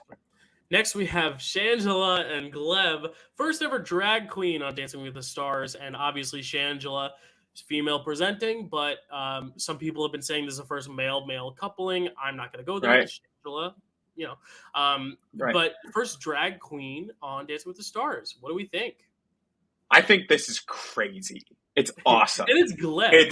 Gleb is not the one I thought they'd pair Shangela. No, but hey, I like it. It's awesome. I'm excited about this. I'm really excited. I just, again, it's hard. I think Shangela has a good shot. Because if you watch Drag Race, even for like a second, you know that what they do is difficult. And you know that they have what they have that a lot of other contestants might not, is discipline. Drag queens are some of the hardest working people in the entire world. Agreed. And we that's know one of the very like. How do you? Nikki Lodian, we know her. I know quite a few. I know quite a few drag queens who are near and dear to my heart. So, but to just like shout out to Nikki Lodian, you the realist, you know it. It's just like. I actually think Shangela has one of the best shots to be one of the top contenders. Yeah, she's in my 6, but at the same time, if there's anyone who's going to surprise me in the other way of just being like a kind of a train wreck, it could be her, just because I feel like Drag Race is a little less contained than the Ballroom. And there are some styles where I don't know how Shangela is going to do a waltz. I just don't know. Right. So we'll see. Next up, we have Trevor Donovan and Emma. Trevor Donovan is a 90210 actor, but not the old 90210 with Luke Perry, the new 90210. The new 90210. Practically no one knows who he is, including myself. I don't know who he is, but like he looks like he's going to be fine. Like he's another one where it's like Emma's great, but it's like I don't know much about him. He'll be fine. I don't really know. I know nothing about it. He's a skier and a snowboarder from growing up. And he's a model. I'm looking at it. I'm looking at his bio right now. He can play guitar, sing, and earned a bachelor's degree in graphic design. I mean, again, like I know nothing about him. I don't want to underestimate him because he's a singer, so he's clearly got rhythm, and he's a snowboarder and a skier. So again, unlike a traditional sport. There's a lot more fluidity to those two sports, but I had terrible reads, so like to offer anything else up is gonna be just a shot in the dark. Yeah, well, here's one I think we can both agree is probably not gonna do very well, and that is goodbye. Teresa Giudice and Tasha, Real Housewives of New Jersey. Giudice. Obviously, she's gonna have a fan base, so I don't think she'll be first boot, but I mean. Pasha. Oh, she was my first boot. Oh, really? Okay. I think there's a clearly obvious one coming, but I actually skipped over them actually by accident in the alphabetical order again. I need to go back and do that, but I'll save them for last. But she's going to be early boot, I think, for sure, because I just don't see her being great. I mean, we saw what was her name last season with what is her name? Kenya? Yeah, Kenya Moore. Oh, yeah. The last season went a few weeks after the Disney week or whatever. Like it was the week after Matt James or something. Like she went home. I think it's going to be like one of those things for me, at least. Like she'll go a few weeks in, and then the fan base will kind of like dip out. But I don't know. Pasha did great things with Meredith from The Office, so who knows? That's true. I mean, I foresaw her as my first boot because I just think she's going to do so terribly. Well, let me tell you let me do my first boot next. Because go for it. It's a good segue. Sam the Weatherman, Sam Champion, the Good Morning America Weatherman, and Cheryl Burke. I mean, he's a weatherman. If something screams, I don't have dance experience, it's the old man weatherman. But again, he could just have the like, I like this guy, I'm going to vote for him energy. Oh my God, Dylan, I skipped by him on all of my casts. Would you like to correct your first boot prediction? Which means Sam Champion's going to be the champion at Answer the Stars, and what that means because Zach picked him. You might as well pick someone else just for the sake of the fact that you always pick your winners.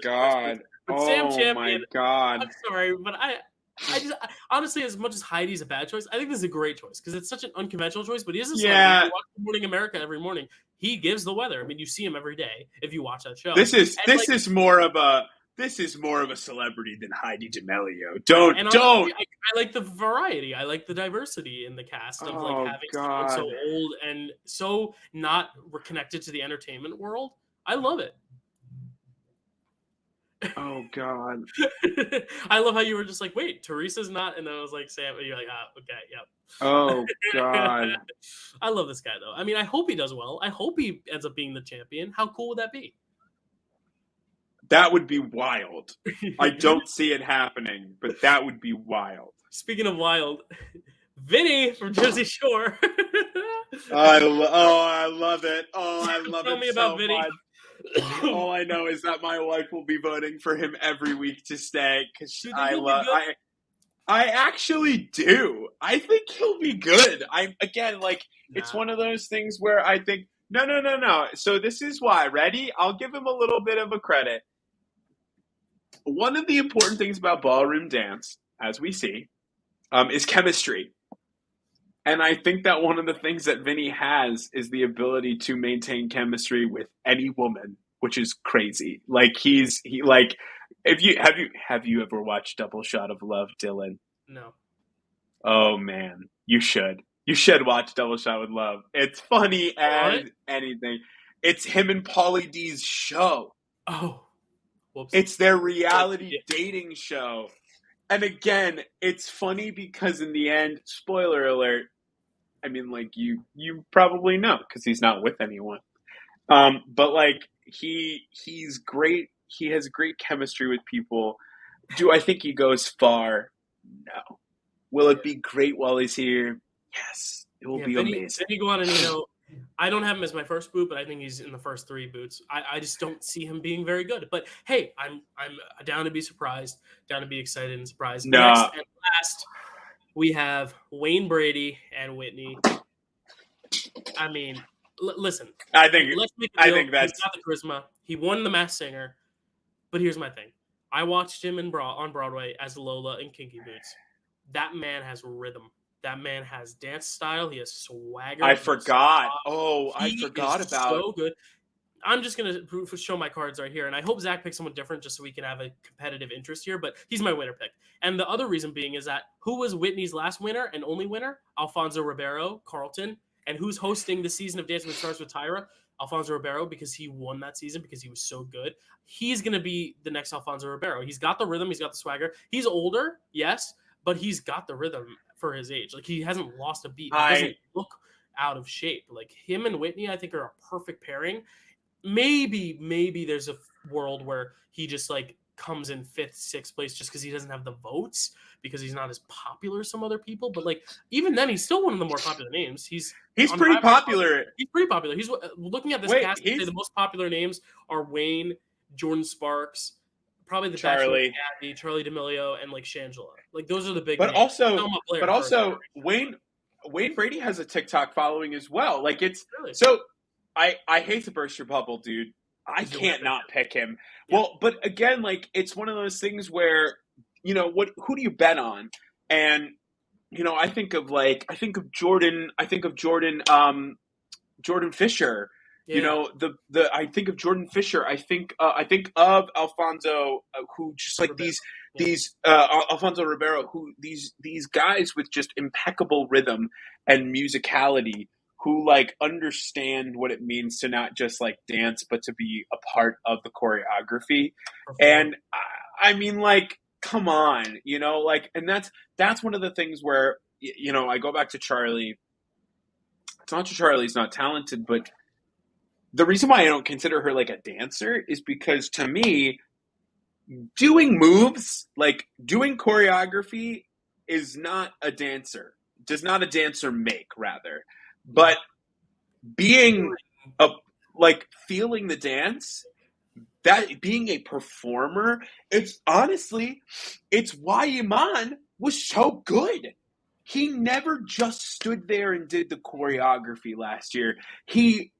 Daniela made him a part of her. They were a part of each other. And if there's one thing Wayne Brady knows, it's that you have to be one with the performance that you're doing. Did we all watch the Ratatouille musical? Stupid. But he was ironic. Oh, he was the best part of it. He was. And wow. he was the best part of it because and again, even on How I Met Your Mother, every episode where him and Neil Patrick Harris got to work together, they were some of the best episodes because he's a partner. He's a partner, and maybe, again, I can't not pick him as a winner. I know that that's maybe a little boring for us. We both have the same first Booten winner, which means Sam Champion's going to win this season and Wayne Brady's going to be out first. Just given our luck. Just kidding. But why don't you tell me I have my final four written down. That's our finale, our final four. Let me know your final four. I'll let you know mine after. I have it written down, so I can't change mine. Okay. So let's just hope they're not the same. But who is your final four? You have Wayne and Whitney. You don't have to go in place order. You just have to give me your four. I'm gonna give you the celebrity because, to be honest, I can't remember all the partners' names. Yeah. My final four are Wayne Brady, Charlie D'Amelio, Shangela. Okay. And I'm going crazy here, and this is where we will. I'm gonna go with it. And Daniel. Okay, I'll tell you right now, we have three of the same. I figured we did, and so I changed up a fourth. Okay, I have Wayne, I have Charlie, I have Daniel, and I have Jordan Sparks. That is my Jordan final was. Yeah. And Jordan's right outside of there, right outside of there is Gabby. I think Shangela is someone who I have at my sixth spot, but again, I don't know how Shangela is going to do some of the slower dances. I think they're going to rock the fun energy ones, but we'll see. So Shangela and Jordan are our two wild cards, the ones that we don't have with one another. So maybe it'll come down to them, and it'll be a fun contest between the two of us. But we're pretty much on the same page now, which is fine because as soon as we see these first dances, it's all going to change because Patrick Schwarzenegger's Patrick Dana, Arnold's son, is going to end up being great or terrible. Vinny could end up being the best one of the season. Who knows? But those are our predictions. I know it's been a long 2 hours. Thank you, Zach. We had so much to catch up on, so I'm glad we. This was great. I had a great time. I hope people who watched had a great time too. Yeah, of course. There's a lot of good watchers. Let me look at the final count. Actually, I don't know if I can see that until we're done. Yeah, I don't think I can. But that's okay. We did have people watching the whole time. I can see it. So, What any last thoughts before we head out? Next episode, we'll be talking about Survivor. We're going to be making our cast predictions on Survivor, where we're going to rank them all from 18 to 1. We are going to actually place them. Unlike what we did today, and we will actually be making our winner picks, aka Zach will be making his first boot prediction, and then That's rude. That's rude of you. No, I'm probably true though. I know. It's all in love, brother. But yeah, and then we'll also be making our Big Brother finale predictions. We'll have seen probably half of the finale of Bachelorette, and we'll have seen the first episode of Dancing. Actually, we might not have. It might be before Dancing. I don't know. We'll figure it out in the timeline, but because Dancing premieres a week from tomorrow. And I don't know. Next time we record, though, will be before Survivor starts. So it's either going to be somewhere in that time frame. Zach, any last words, though, on Big Brother, what we've seen on Dancing with the Stars, on Bachelorette? No, my biggest message is, again, in regards to Big Brother. Big Brother has been a great season thus far. It's really, really awesome to watch. We went through a couple of dead years Big Brother wise where it just felt like we weren't getting a lot of great gameplay.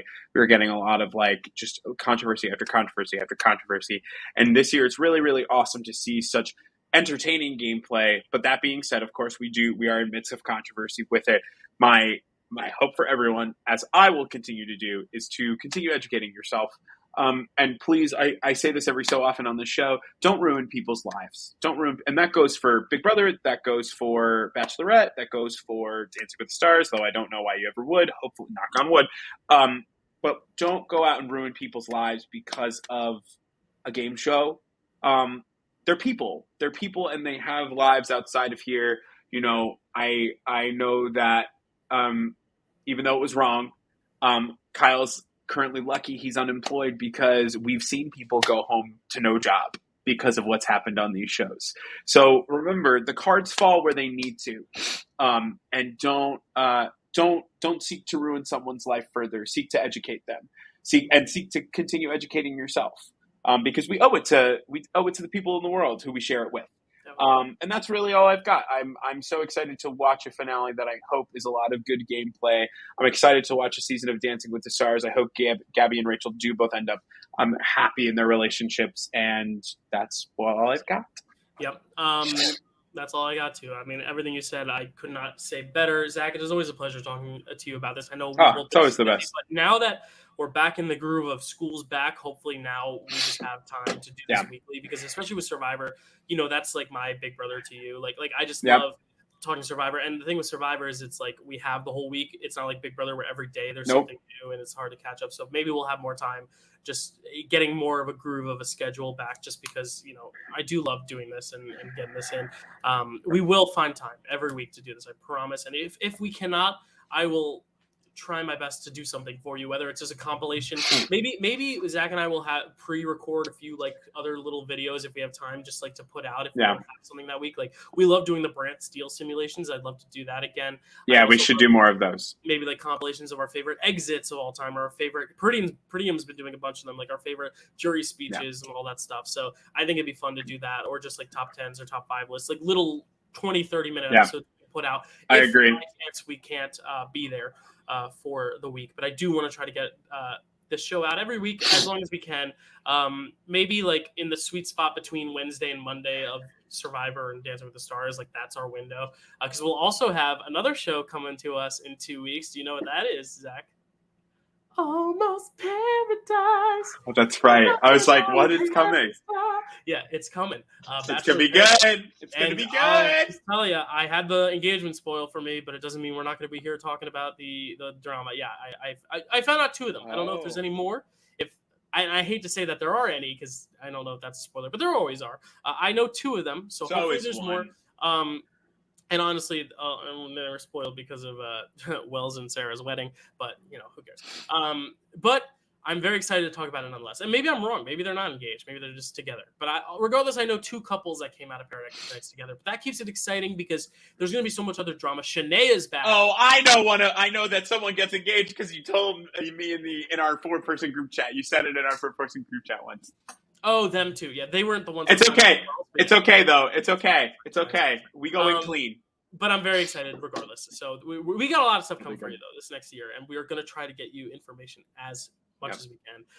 And thank you, Zach, as always, for making the time, because I know you're just so busy. Always. And you work actual jobs. We're both busy. You're not working survival jobs. You're working like big man jobs. Right. So thank you for being here. Of course. This as always. So all right, y'all. Get some rest, Zach. Get some rest, everyone else. Thank you for everybody go to bed. Thank you for the sister who asked questions. And for everyone else, I know we had viewers, but only one of you sending questions. It was my sister. Thank you, Nina. Always sending questions. But everyone else, sending questions, and we will try our best to advertise this, and maybe try to find like a time every week where we can keep it consistent so you guys can come and do this. Maybe Sunday nights. Sunday nights are fine. But yes, we'll see you all next time. Take care. Have a great night. 2 hours. Wow. Good night. Wow.